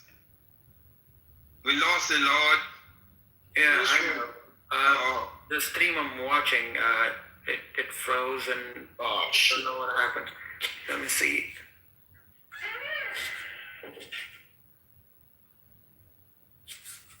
Let me see if I can find another one here.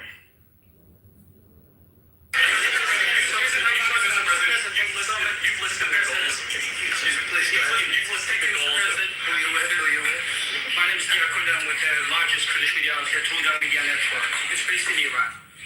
Mr. President, you said before that you don't want the Kurdish forces to enter Iran and be harmed.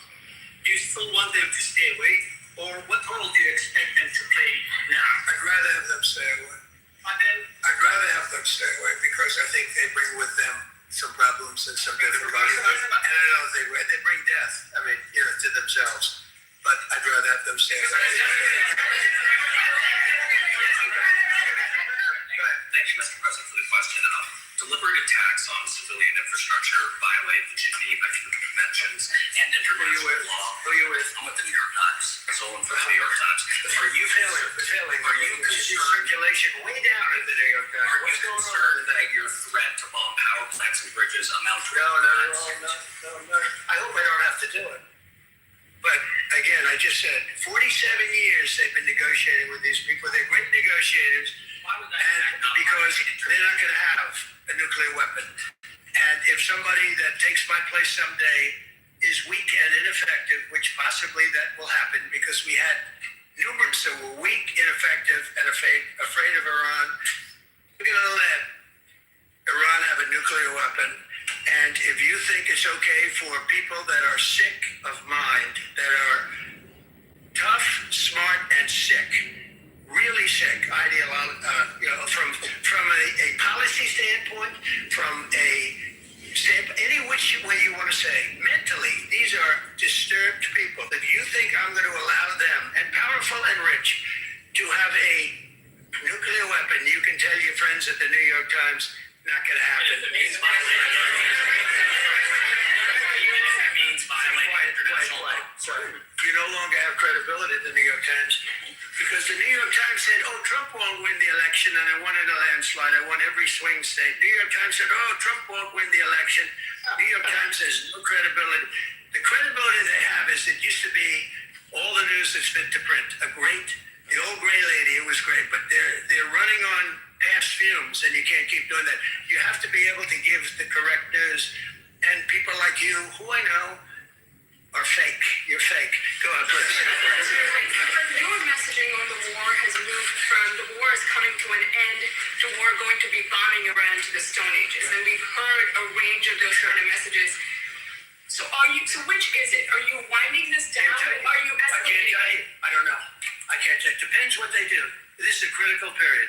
They have a period of, till tomorrow at 8 o'clock. I gave them an extension. They asked for an extension of 7 days, right? I said, Steve, give them 10 days.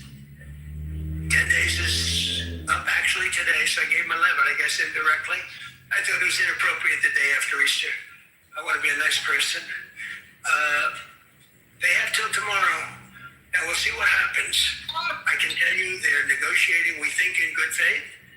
We're going to find out. We're getting the help of some incredible countries that want this to be ended because it affects them also. A lot of people are affected by this, but we're giving them till tomorrow, 8 o'clock Eastern time, and after that, they're going to have no bridges, they're going to have no power plants.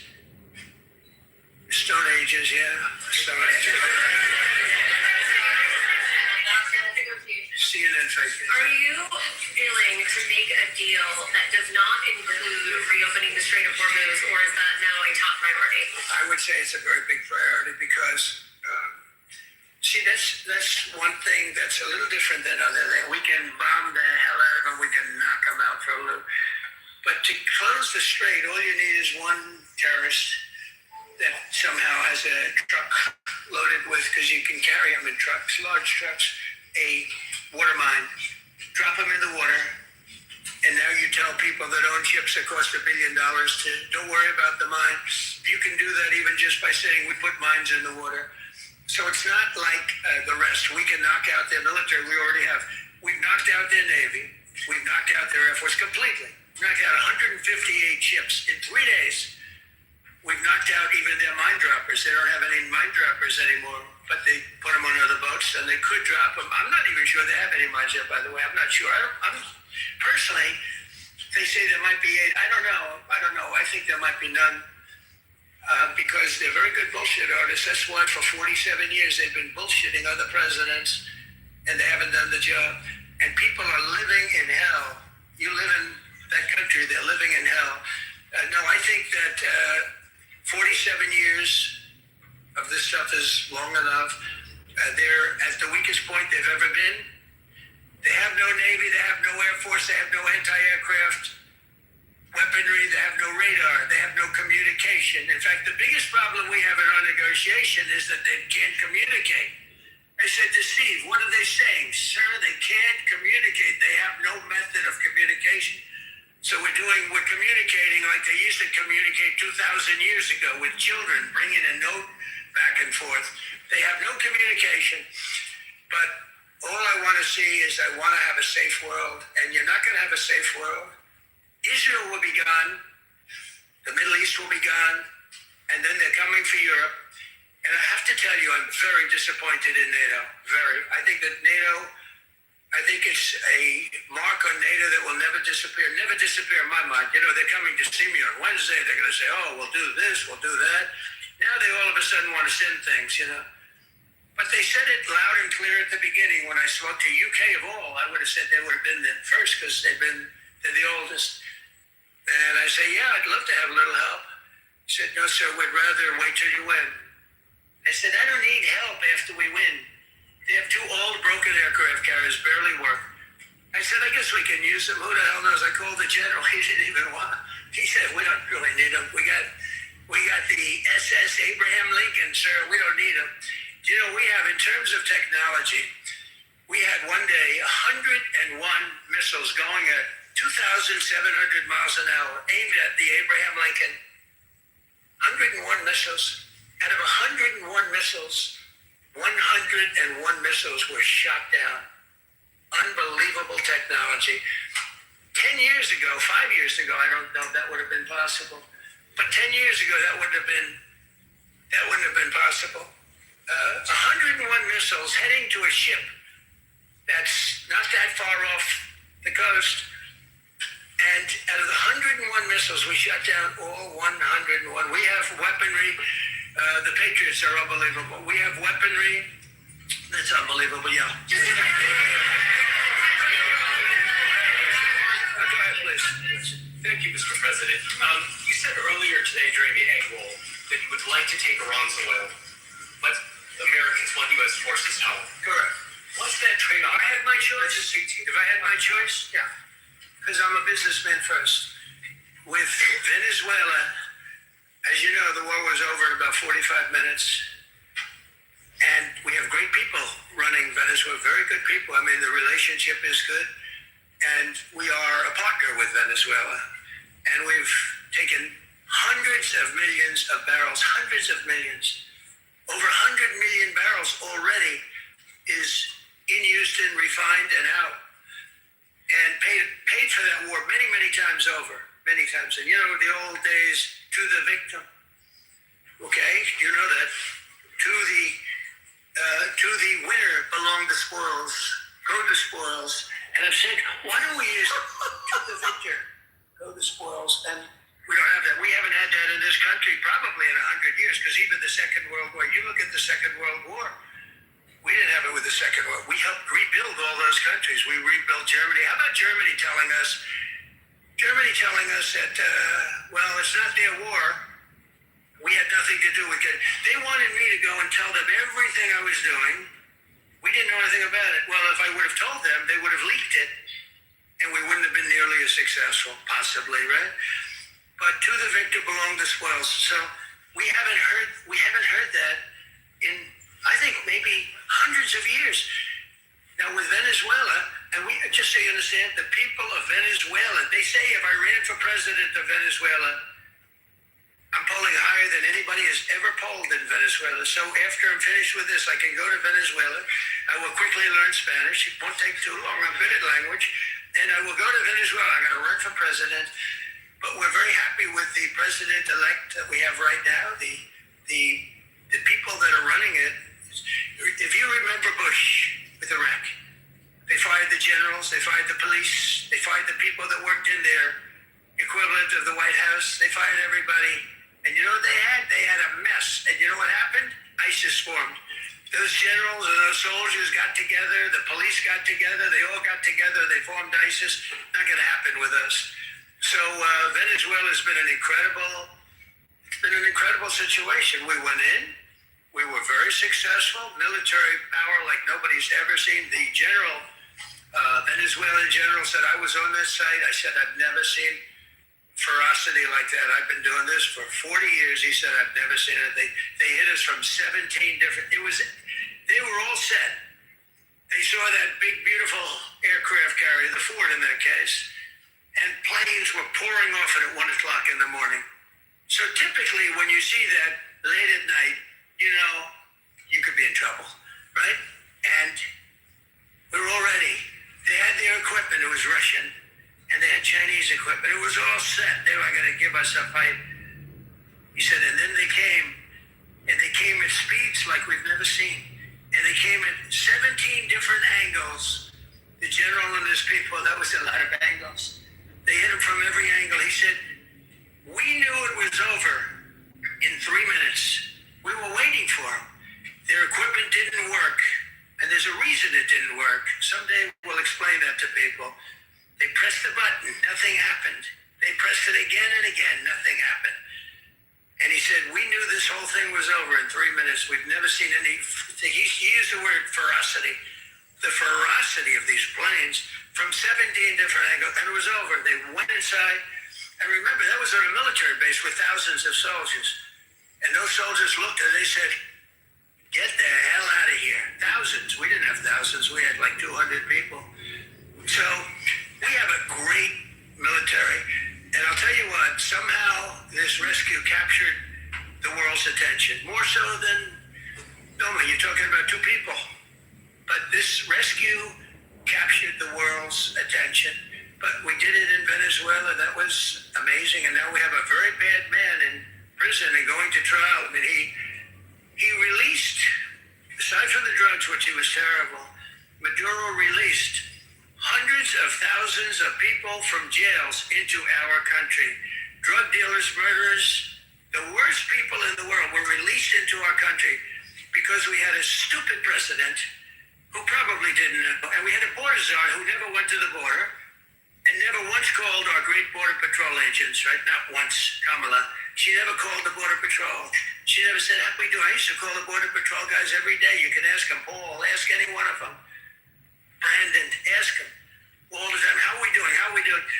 And we now, I'm proud to say, have a totally sealed border. 9 months, nobody is coming through our border. And nobody even tries because they know they're not going to get through. So we don't have caravans anymore. So maybe 1 or 2 more and we'll be done. Mr. President, are you allowed to, or are you willing to end this conflict with Iran charging tolls for passage through the strait? Us charging tolls? Iran. What about us charging tolls?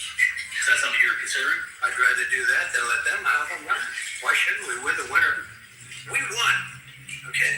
They are militarily defeated. The only thing they have is the psychology of, we're going to drop a couple of mines in the water, all right?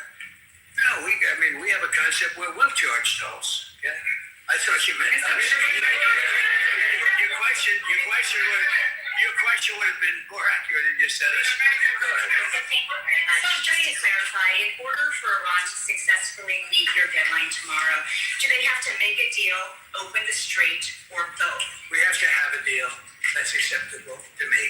And part of that deal is going to be we want free traffic of oil and everything else. Thank you very much.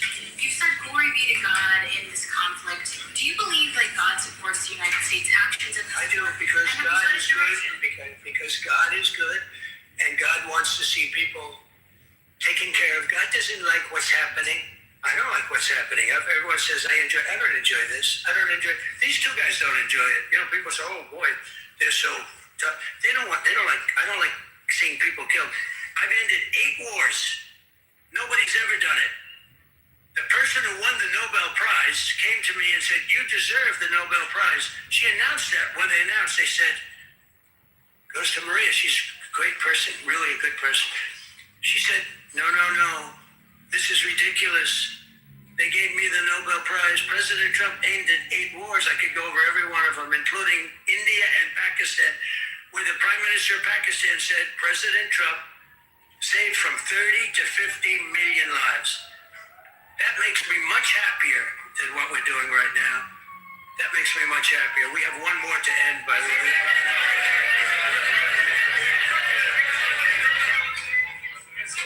You called yesterday in your Truth Social, you called the Iranians crazy bastards. True.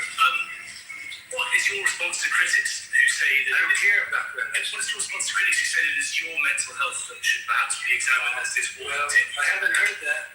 But if that's the case, you're going to have more people like me, because our country was being ripped off on trade, on everything, for many years until I came along. So if that's the case, you're going to have more people. Dasha, go ahead. You said that very little is off limits in Iran as far as the targeting, including power plants, bridges, you mentioned those. Very little is off limits. Are there certain kinds of civilian targets, though? I'm thinking I don't want to tell you that. I don't want to tell you that. We have a plan, because of the power of our military, where every bridge in Iran will be decimated by 12 o'clock tomorrow night, where every plant in Iran will be out of business, burning, exploding, and never to be used again. I mean, complete demolition by 12 o'clock. And it'll happen over a period of 4 hours if we wanted to. We don't want that to happen. We may even get involved with helping them rebuild their nation. And you know what? If that's the case, the last thing we want to do is start with power plants, which are among the most expensive thing, and bridges. You saw the bridge went. We were very close to a deal. And then I got a call from Mr. Witkoff, Mr. Kushner, and JD saying, I think they're breaking the deal. I said, tell them that's okay. Don't worry about it. But tell them to look out their window and watch. And within 45 minutes, I gave the order to knock out the biggest bridge. I gave the order to knock out the biggest bridge in, I believe, the Middle East, but the biggest bridge in Iran. And within 10 minutes after I gave that order, that bridge was over. So do I want to do that? No. Do I want to destroy their infrastructure? No. It will take them 100 years to rebuild. Right now, if we left today, it would take them 20 years to rebuild their country, and it would never be as good as it was. And the only way they're going to be able to rebuild their country is to utilize the genius of the United States of America. You voiced your displeasure with NATO in the past. Is there a danger to the U.S. not being the de facto of the leader of the alliance, and then other powers within the alliance then getting the decision making when it comes to wars and nuclear weapons? No, it's not a danger. Look, we went to NATO. I didn't ask very strongly. I just said, hey, if you want to help, right? No, we will not help. I said, that's all right. You don't want to help? Because I've always said NATO's a paper tiger. See, NATO is a paper tiger. Putin's not afraid of NATO. Putin's afraid of us, very afraid of us. And he's explained it to me a lot of times. I got to know him very well. I know him very well. NATO's a paper tiger. NATO is us. And when we needed them, but we didn't need them, by the way. We didn't need them. obviously, because they haven't helped at all. Just the opposite. They've actually gone out of their way not to help. They didn't even want to give us landing strips. Think of it. It's not just NATO. You know who else didn't help us? South Korea didn't help us. You know who else didn't help us? Australia didn't help us. You know who else didn't help us? Japan. We got 50,000 soldiers in Japan to protect them from North Korea. We have 45,000 soldiers in South Korea to protect us from Kim Jong-un, who I get along with very well, as you know. Do you notice he said very nice things about me? He used to call Joe Biden a mentally retarded person, okay? So don't tell me about yourself. Joe Biden, he said he's a mentally retarded person. He was so nasty to Joe Biden. It was terrible. But to me, he likes Trump. And do you notice how nice things are with North Korea? It's very nice. But we have 45,000 people, soldiers, in harm's way, and right next to Kim Jong-un with a lot of nuclear weapons. 45, which should have never happened if a certain president, I'm not going to mention this president because I happen to like him, believe it or not, but if a certain president did his job, Kim Jong-un would not have nuclear weapons right now. But they were all afraid to do their job properly. But just to conclude and just to finish, Japan didn't help us, Australia didn't help us, South Korea didn't help us, and then you get to NATO, NATO didn't help us. There were some countries that did. Now, countries that have been good, now you could also say they're got to be a little bit more involved because they're in the territory, but Saudi Arabia has been excellent, Qatar has been excellent, UAE has been excellent, Bahrain, Kuwait. I mean, Kuwait did shoot down 3 of our planes. The only planes really that we lost with friendly fire, they call it. I call it unfriendly fire. They unfortunately didn't know how to use our great Patriots. The pilot said, what kind of a missile's coming at us? Patriot. Boom, they got out. Because they know a Patriot never misses. So they had beautiful Patriots. There were planes heading in their direction. Unfortunately, they decided to shoot those planes. They were our planes. So, NATO is a paper tiger. Now, he's coming to see me on Wednesday, as you know. He's a wonderful guy. Secretary General is great. And Mark Rutte, he's a great person, but he's good. And it all began with, if you want to know the truth, Greenland. We want Greenland. They don't want to give it to us, and I said, bye-bye. Okay, thank you very much.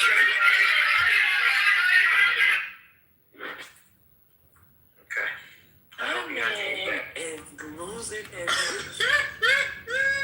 He's no, it's an ambassador here because that was my ambassador ring. I'm not gonna lie to you. That gave me how I feel on Clubhouse every day, and I just be like, "Could y'all please like get a hold of him?" That's what it was giving. This is bad. He literally said that he was going to run schools so that he could run to be the president of Venezuela. Did y'all miss that? America! The quote of the day is, please keep bombing us. Please keep bombing us. I'm going. Yo, you know what's so crazy? He said that either it was a prepared question or he is a very creative man where he came up with that shit on the fucking fly. It had to be, planned because that was creative. What was so creative, man? Do share. My name is I'm sorry. Listen, brother. He had the whole story made up, and it's got enough plausibility for his base. And I think it was a good question that he handled very, very well. What was it? Can you tell me what it was specifically? Tell us. Wait, what? You don't remember the question? You don't remember the question that Divine is talking about? This don't make no sense. And what doesn't make sense? No sense. None of it. We just what doesn't make sense? Idiot speak. He didn't make sense. You don't have to run this back. This is stupid. I don't get the issue. Like, he's a creative speaker. That's what I'm saying. I don't know if that bothers you or not, but The guy is I think it was demented. He's a liar. The guy He's not is creative. He's a demented. liar. yeah, that's a part of creativity, brother. There is no creativity in being demented. The guy Oh, is he said they demented. wanted them to bomb. He said they gave us locations. You think they really said that, or Are do you you think he came up with that on the rationalizing fly? that? Do you think somebody really said that? Do you think? Hold on, brother. Do you think somebody really told him that, or do you think it's an appreciation? It's not a rationalization. A rationalization would be me creating. A rationalization would be me saying that this is reasonable or an excuse, or it makes sense. A rationalization. That's right now just appreciating the level of niggatry that he's able to display on the cuff extemporaneously or preparedly, right? I don't get excited. I don't making my blood boil because I don't. You're in the Matrix. Excited and you want to lash out at me. I don't know why, but it's okay. We hear you kinda, but you're underwater. Yeah, okay. Gemini, since when you got your PhD, bro? I didn't know. I'm about to call you Dr. Gemini. I didn't know that. I have a clubhouse PhD, brother. Well, you're still a doctor in my eyes.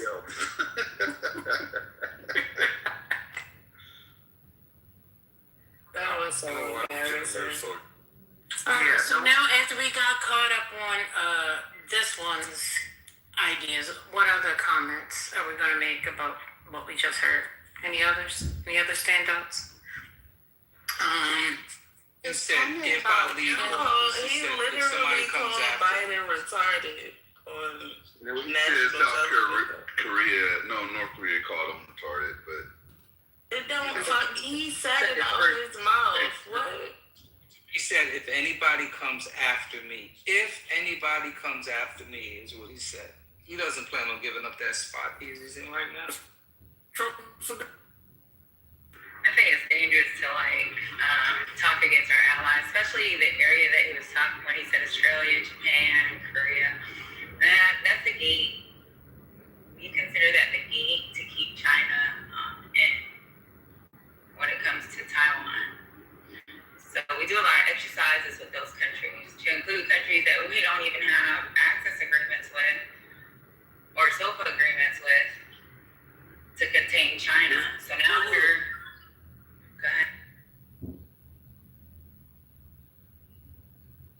Does anybody know the president he was alluding to, that if they would have done their job, North Korea wouldn't have their nuclear missiles? George W. Bush. Really? Yeah, in fact, I think it was 2005, 2006 was the first nuclear testing from South Korea. One of those. It was under Bush. Hey, y'all got the answer fast. So why would he hide the name? It was so easy to figure out. But the last person who was dealing with North Korea and failed to achieve denuclearization of North Korea was Trump. let me ask you this, Patty. With this criticism of our allies, right? I do believe there was some validity to it. However, he should have done it behind closed doors, right? Because we want to have a united public front so that we are on the world stage appearing, like we have our act together and doesn't give our true enemies any leeway where they can see like, okay, they're not really on the same page. But I guess my question is, do you feel like some of his criticisms were accurate, just he shouldn't have said it publicly? Or do you feel like his criticisms are just completely wrong? I think it's completely wrong. They have a right to say no, this ain't it, because they work with us when it comes to what an operation is going to look like. So why put themselves or the global economy into a situation? I think they have a right to say no. Maybe they thought no, this will contain the war, that'll stop them from going forward in the war. Maybe they'll do a couple bombing. I don't know. But I think. Well, what about the landing strip portion where he said they wouldn't even provide us landing strips? Because they become a target. Why would I want to become target. There is no basis for it. First and foremost, NATO is not an attack dog. NATO is a defensive organization. And the only time they've been, Article 5 has been activated, it's been United States, September 11. And they responded. They all responded. There's no basis for this action. None whatsoever. Gemini, Well, NATO not defensive, so. yeah, I wanna hear, like, because you said there might be some validity to his criticism. Like, what is it? Because I don't want to dismiss like what you thought might have been valid, even though he needed to do it privately. Okay, let me give context before I say what I think is valid. I understand that he initiated it without consulting NATO, and is pretty much dragging them into something that they did not approve or know of before he launched, right? So he independently initiated the actions. However, I do also know that they're more dependent on the strait than we are, right? So if my ally has initiated something, whether I agree with it or not, I will offer some level of support if this is someone that I consider like very critical to my defense system at some point, right? Like I would want that to be reciprocated if it came to me. I would think they would help on some level. I'm not saying what level. It could be a very minor role, but I just feel like they would have supported us on some level. Is that some kind of street code or something? No, it's not a street code. I'm not a street guy. So. Okay. Yeah, but there was no problem with the strait. We made the problem with the strait. I'm confused. And then it does affect us indirectly. I don't know why people keep saying it doesn't affect us. Talk to a junior level analyst. Say something. Let me say something.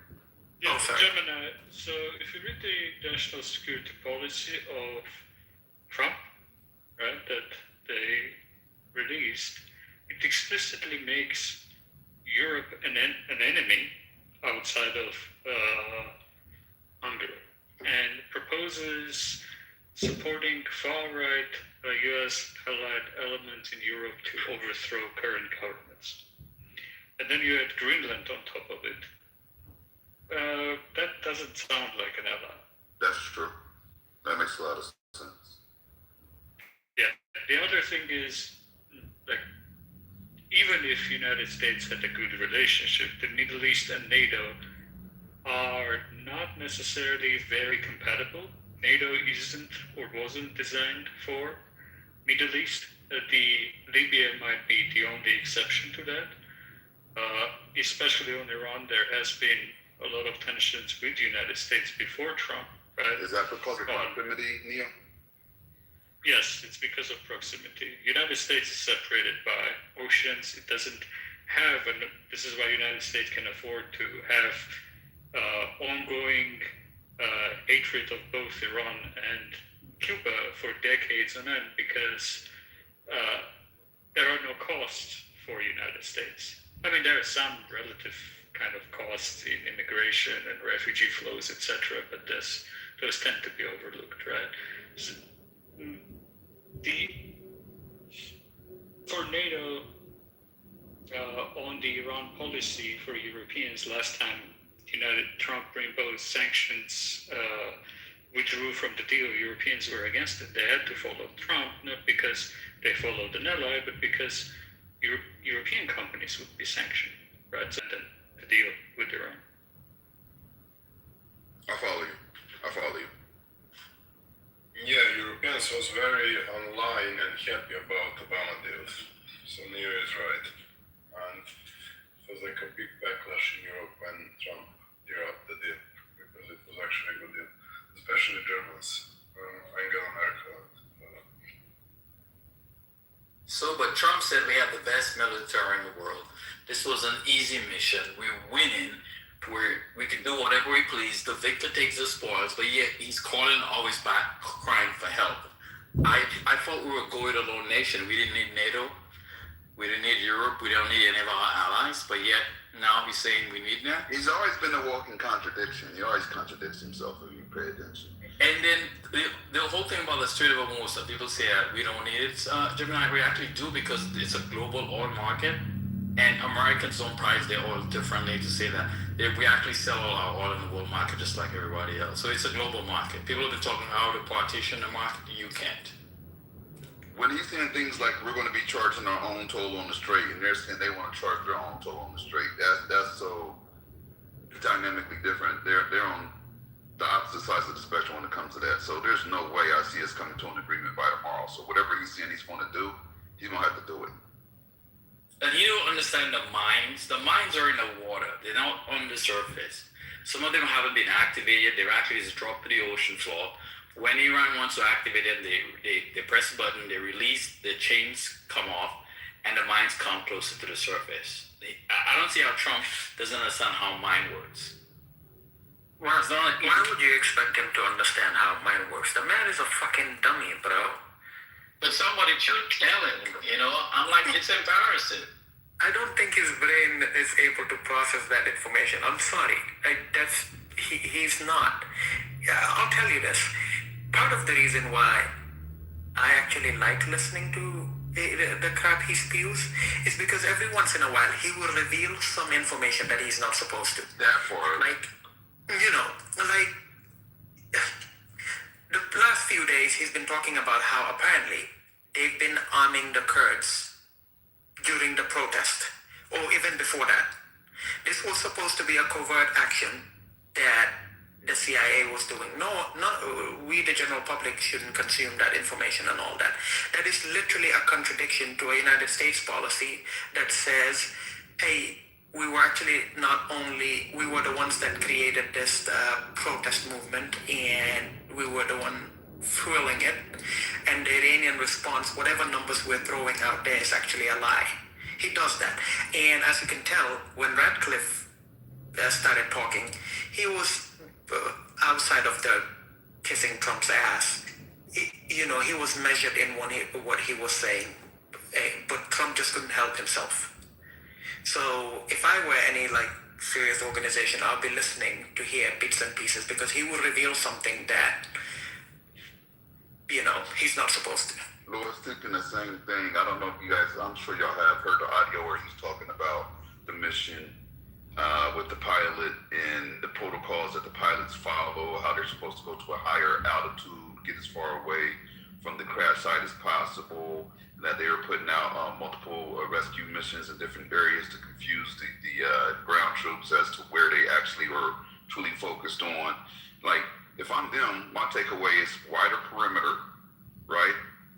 And I need to go for the higher regions. I need to go for the higher altitudes, because that's the more likely locations that the pilots are taught to go to.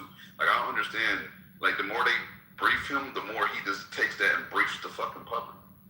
It's like nobody told him what to say and what not to say, or he just says whatever the fuck he wants, wanted to. But if you listen to him long enough, he'll give up information.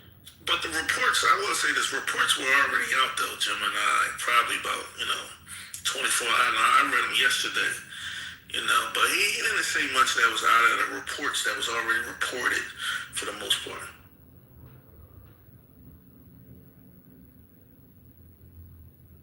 So the report said that we teach our pilots to go to the higher altitudes. If you look online, a few of the reports were saying what actually happened. He went to higher grounds. No, did they say that's the SOP? No, but I'm saying that the reports were already out there, though. They got trackers on them. Listen, First Lady, the way technology. No, I'm not a yo. No, I say First Lady. I'm just saying the reports were everything he said was already out there. I just asked a specific question. What did the reports say?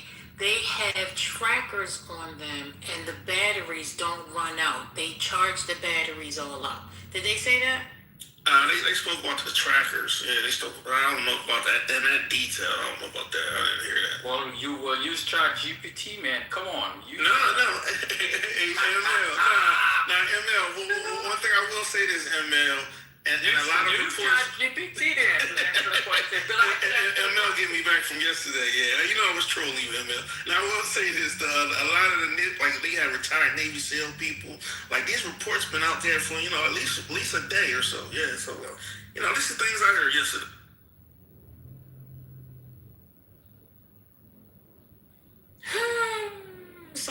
say some people just want to be a part of the They crime. do. Trumpers will say fucking anything. No. I'm trying to be fair, First Lady. I'm trying to be fair, though.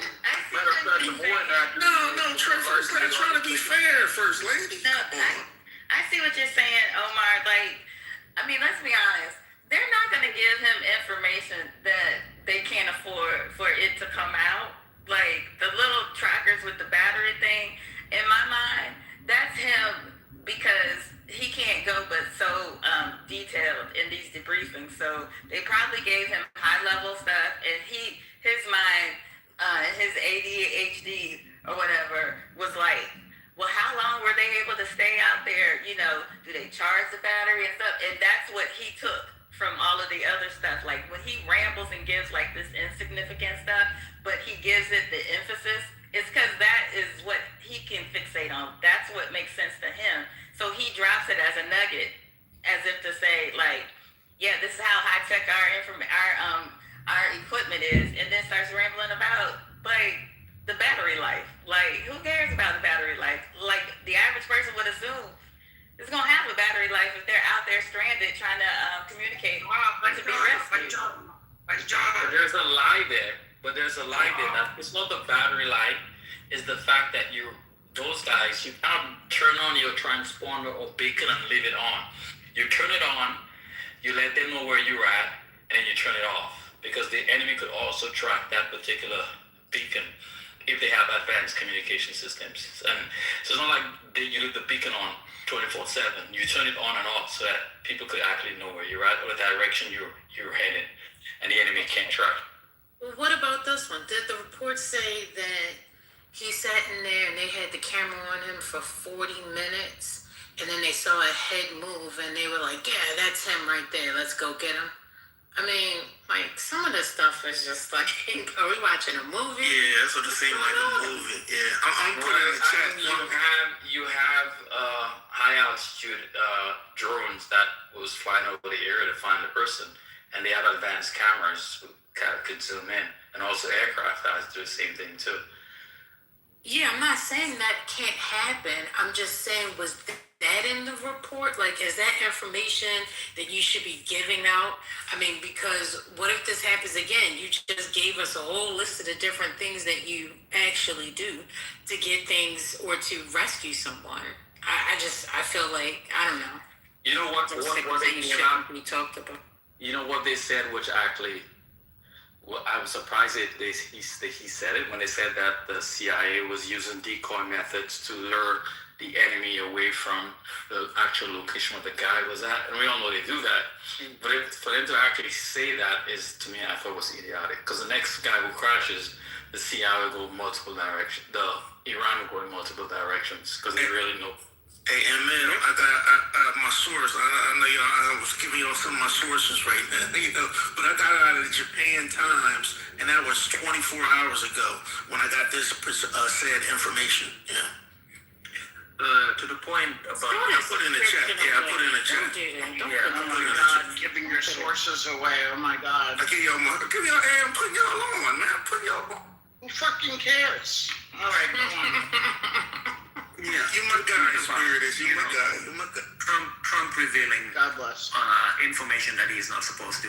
By the way, he's not the only one guilty of that. If you listen to Hexaf himself, anytime he opens his mouth, I guess for the purpose of bragging, can you imagine you standing in front of the media and you're briefing Americans on, call it a situational report, and you're talking about a fucking VTC saying video teleconferencing, and the fact that it says for 45 hours collaboration was still ongoing. What the fuck? Like as if in the moment of a crisis, what's going on? Like as if in the moments of crisis, Americans don't know that the federal government, at least whatever agencies are in charge of taking care of something, they will be collaborating. I think, XF suffers from the same thing Cash Patel has, which is, you were this kid who wanted all this cool stuff, and somehow you find yourself someplace that you don't belong. And all of a sudden, voila, you can just open your mouth and spew garbage like that, and the American people are just gonna eat it up. It's sad. Cool. Is it my turn yet? No. Yeah, two things. Oh, it's not. Okay, I'll wait. Who's in front of me? Me. What Lord said is wrong. There's nothing that the president is not supposed to say. The president can say whatever he wants, because when the president opens his mouth, if it's classified, he can say it is declassified. So I know you all have Trump derangement syndrome, but he can say whatever the fuck he wants. Oftentimes the Secretary of Defense as well, because they're classifying and declassifying authority. So Lord has Trump derangement syndrome and thinks that there are things the president states is not allowed to say, but he's allowed to say whatever the fuck he wants. That's very true. I apologize to the stage. Thank you. I'll accept your apology. So the two things that stood out to me, among other things, one is the fact that he said he can't, and I'm paraphrasing, can't give Germany any secrets because they may share it, which sounded really fucking disgusting. Basically saying, hey, we can't, very explicitly, we cannot trust our allies, which is what he said. And then the second part, which I'm sure a lot of you laughed at, was the part that we are apparently the only ones that have some sort of nighttime vision technology or something like that. Apparently we're the only country that has that.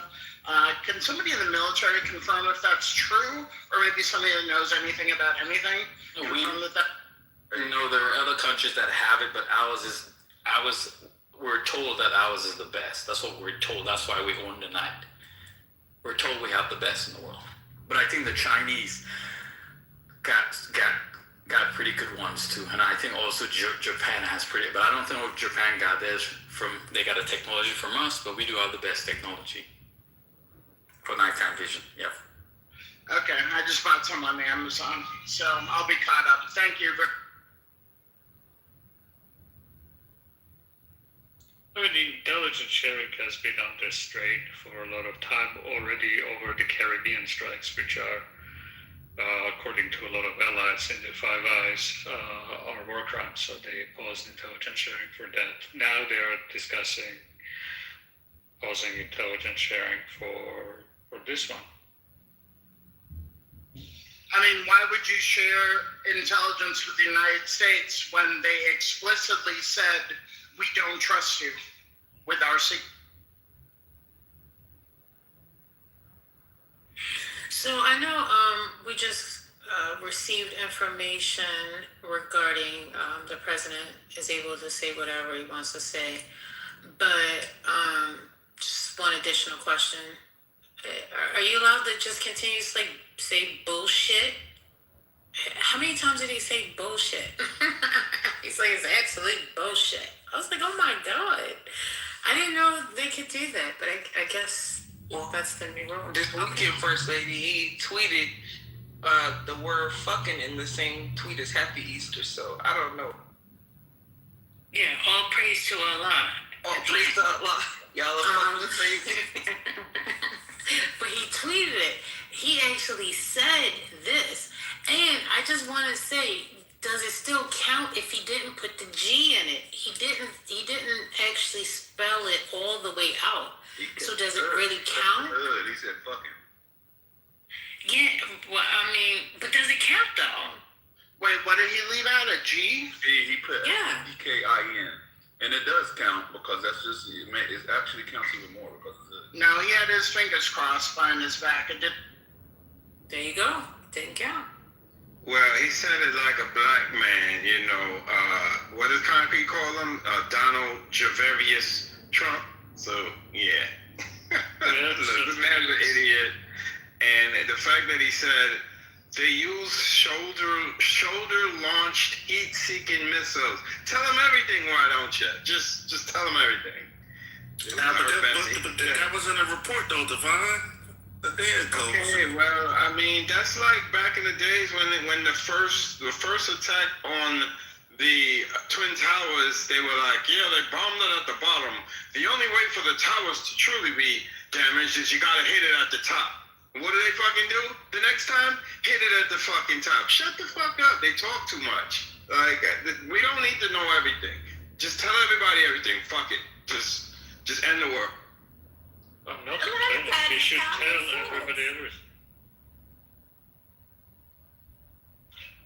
We had some breaking news while he was speaking. Israeli Prime Minister Netanyahu urged Trump in a call on Sunday not to go for a ceasefire at the moment and expressed concern about the risks of such a move, an Israeli official said.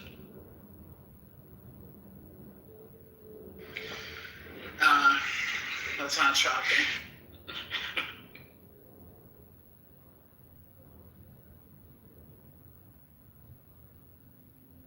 Neo, what's up with your boy Barack Ravid every Sunday talking about there's a deal when he knows damn well there's absolutely no deal?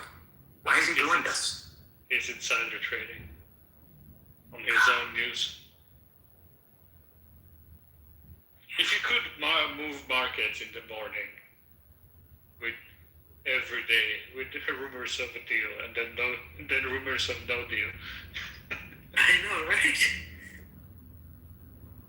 I have a pragmatic question, pedantic question. If his deadline is the 8 o'clock Eastern Time Tuesday, is that Iranian time or United States time? Was it? I think the assumption is with deadline. I need to double check Eastern time. Yeah, Mar-a-Lago time. So that what time in Iran? That's the day before in Iran. Is that Thursday? Like 8 o'clock tomorrow night is like, I don't know, first thing. It's like 3 in the morning. Yeah, 3 in the morning in Iran the day before. Right. Middle of the night. Yeah. Well, So it'll be Wednesday for them. it's technically taco time. So it'll be a back out. So when will he? Are you asking when the deadline is, or when he'll back out of it? He'll back out of the deadline before the deadline and get rid of the deadline. So yeah. the more appropriate question is when is taco time? I feel like repeating it. I'm really sorry. There are no deadlines. The strikes are ongoing. Yep, hitting their version of MIT and a petrochemical place. Actually, I just couldn't share it at the time, but while the video was playing, there were reports of explosions in Iran, and then there was a tanker that was taking off from Qatar, trying to get through to the Strait of Hormuz, but I think it was stopped. ABC News did have an article, we kind of knew this before, that Chinese geospatial, how do you say geospatial? Geospatial? Geospatial. Analytics company Mizar Vision is used by RTC for targeting purposes. Nice.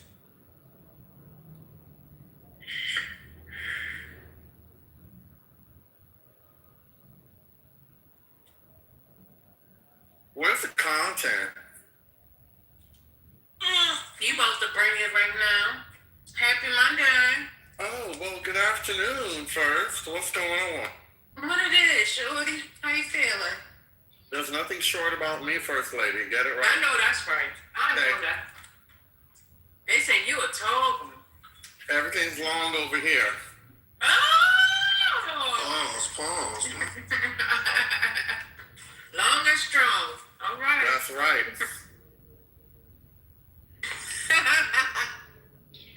Hey, Divine, for your news segment later, can you put in that a baby was born on a flight headed to New York from the Caribbean? You just did it. Thank you. Oh, you did it? Okay, I missed it. No, I said you just did. Oh, okay. Is that a real story, Spiritus, or? That's a real story. Yeah, I'll try to post it. Is the baby a citizen or not? What do we think? Well, that's a great question. I don't know. Let me look at it. I think the woman is from Jamaica, but I don't know if she's American citizen or not. Was it an American plane? Hold on, I'm gonna look. I'm gonna get the link. Define American plane. So if you're on an American plane and you had a baby, then you're an American? No. I have a bunch of questions. No, I'm just joking. Oh, yeah. So that's a question that courts have not decided yet. But it's hypothetical that sometimes comes up in these conversations. So that's funny. Where was the plane? Does anybody know where the plane was? You want to hear the? Oh, okay. You want to hear the short news stream of it? Oh yeah, sure. Sure. And to answer the question, the baby is a Jamaican. What y'all talk about? It was a Caribbean Airlines. Go ahead. Labor while her flight was about to land at Kennedy Airport. Take a listen to the moment Caribbean Airlines notified air traffic control.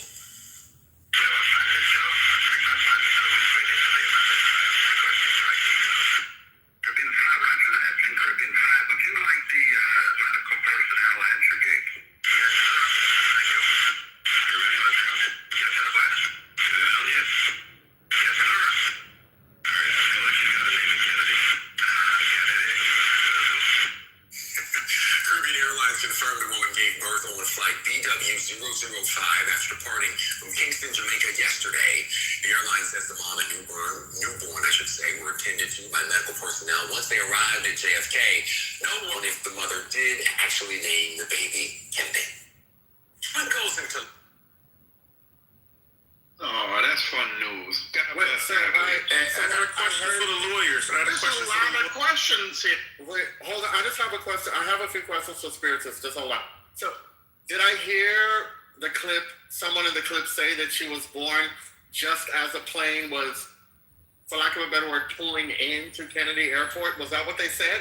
Yeah. I think the article I'm reading says final approach. So they were in. So they were flying above U.S. land. Who controls the air? Would be born in America, Hurricane, for sure. I'm sorry, say that again?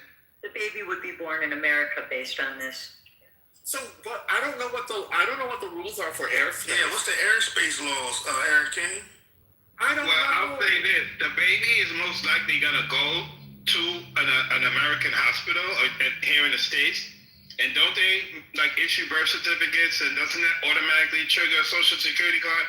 That baby is American. Don't you have to go through customs in order to actually, because they can actually put you back to go back to your original country. Was the woman is the woman an American citizen or it's undisclosed? Does anybody know? Undisclosed. Okay. I mean, so like I said, this is a hypothetical that comes up sometimes in these conversations. I don't know what the answer is because airspace and land are not the same. I've never heard a definitive answer, but I'm sure that, if I had to, I could make an argument for the kid being an American citizen. But if I had to, I could also make an argument for the kid not being. Trump is Hurricane. If they're on U.S. airspace, what is it called? The child will be American. And say if they're in international waters and the flight is an American airline, meaning the aircraft in itself was operated by an American company, the child becomes an American citizen. It was Caribbean Airlines. That's the name right there. But Caribbean Airlines is the...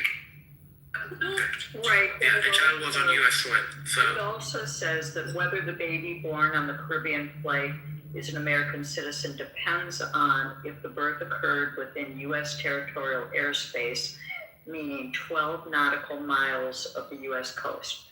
If born over U.S. soil, the child is a citizen. If born over international waters, the child likely takes the citizenship of the parents, not the U.S. So, but it sounds as if they were in U.S. territory when the kid was born, because they were pretty close to Definitely. the airport, right? Definitely. Oh, good. Well, yeah. It says there was a similar case in 2011, Philippine Airlines. A child born mid-flight outside U.S. airspace inherited the mother's citizenship rather than the U.S. citizenship. So that was 2011, but it was mid-flight outside U.S. airspace. This was definitely U.S. airspace. All right, so I'll add a couple other quick points. This airline allows pregnant passengers to fly without medical clearance up to the end of their 32nd week, but does not accept passengers after their 35th week.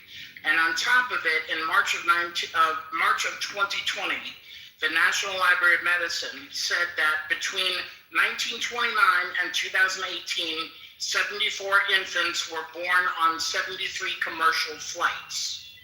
Thank you. Was it international flights, Spiritus? I don't have that detail, sir. Looks about one a year.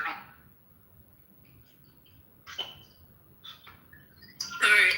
Well, on to other news. Unless y'all finished or no? No, that was a good aside. That's all. Thank you for That was great. indulging me. No worries. Thank you. We appreciate you, brother. So Kanye West, we can come back to that. But the Supreme Court vacates Steve Bannon contempt of Congress charges. Did y'all hear about that? Yeah. Tell us more, First Lady. Yeah. Well, it says the Supreme Court on Monday vacated contempt of Congress charges against ex-Trump advisor Steve Bannon, who had refused to honor a subpoena from the committee investigating the January 6, 2021 attack, and later served a 4-month sentence. The court did not explain its decision.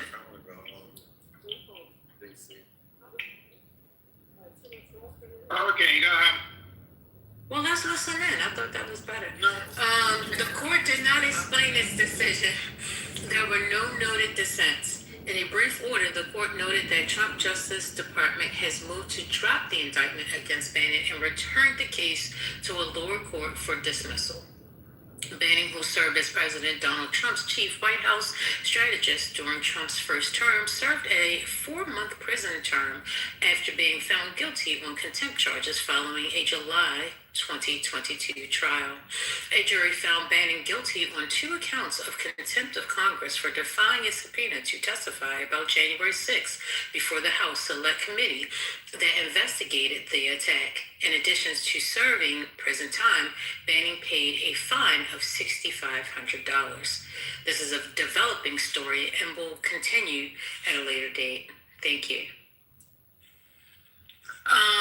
So yeah, they dropped the charges on that. So maybe they'll do this and then they'll come with their birthright citizen findings soon. Well, you know, if I lose my citizenship and you guys don't hear me anymore, you know that I've been deported to the great African country of Nigeria. Okay.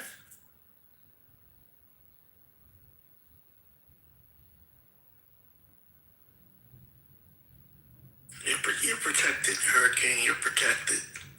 Hurricane, you still can log in to Clubhouse from Nigeria. So I can start scam begging you guys, asking you guys to send me money. I didn't say online. I just said you could still access Clubhouse. I didn't say nothing about scam begging. What you mean? Don't you do that now? I don't know. I think I've gotten a few texts from you where you were asking for money. You've gotten messages from me, but I've never asked you for $1. Okay. Speaking of scam begging, has Trent been around? No, it's been about 2 days. Segue.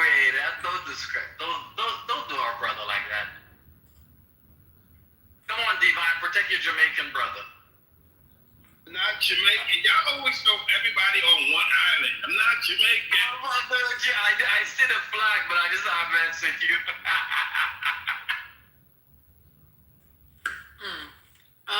Well, it says Kanye West was booked as a festival headliner. Brands are now pulling their sponsorship. says here that Pepsi and brewery company Diego had withdrawn their sponsorship of UK's 2026 Wireless Festival after it was announced that Kanye West would headline the 3-day event. The rapper, who goes by the name Ye, has faced backlash in recent years after making repeated anti-Semitic and offensive remarks. Pepsi was the main sponsor of Wireless, which will be held in London's Finsbury Park from July 10th through the 12th. Pepsi has decided to withdraw its sponsorship of Wireless Festival, a company spokesman told CNN on Monday. So, Diego, which owns brands such as Guinness, Bailey's, Smirnoff, Ciroc, and wireless partners Captain Morgan, has also withdrawn its support for the festival. Well, there you go. Oh no, that is a huge festival. I've been there twice. But Kanye, he apologized. I guess they don't accept his apology. He has tweeted, that he is back on his way. Yeah, he apologized. Yeah. I don't know. This is weird. Maybe they'll find more sponsors. Because those festivals bring in a lot of tourism, bring in a lot of money for the city of London. I don't know, man. This is strange. I did mention it last night, First Lady. I heard about Pepsi, but not the other sponsors as well. I don't know. Wait, why do you find it strange? I don't understand. Why would Pepsi pull their sponsor? He never attacked Pepsi. Why? The man apologized. If it was Blink 182 that went down this rabbit hole and said they were sorry, Pepsi would still be a sponsor. So this is some bullshit. That's what I'm saying. He's a black man. That's what's going on. The punishment's different. Wait, what? I didn't stutter. I mean, I spoke with food in my mouth, but you could hear me. Forgiving of black males. Yeah, it's a fact. You disagree, Concrete? I'm not. Since Concrete isn't a black man, he can answer that. Listen. Don't try to goad me into content, please and thank you. That's not content. It's a question, because the way you ask the question is like you think it's unbelievable. I was being facetious. Apologize. I was being facetious. The man apologized. Okay, you got it. Yeah, again, I'll say it. The man apologized. I guess what do they want him to do?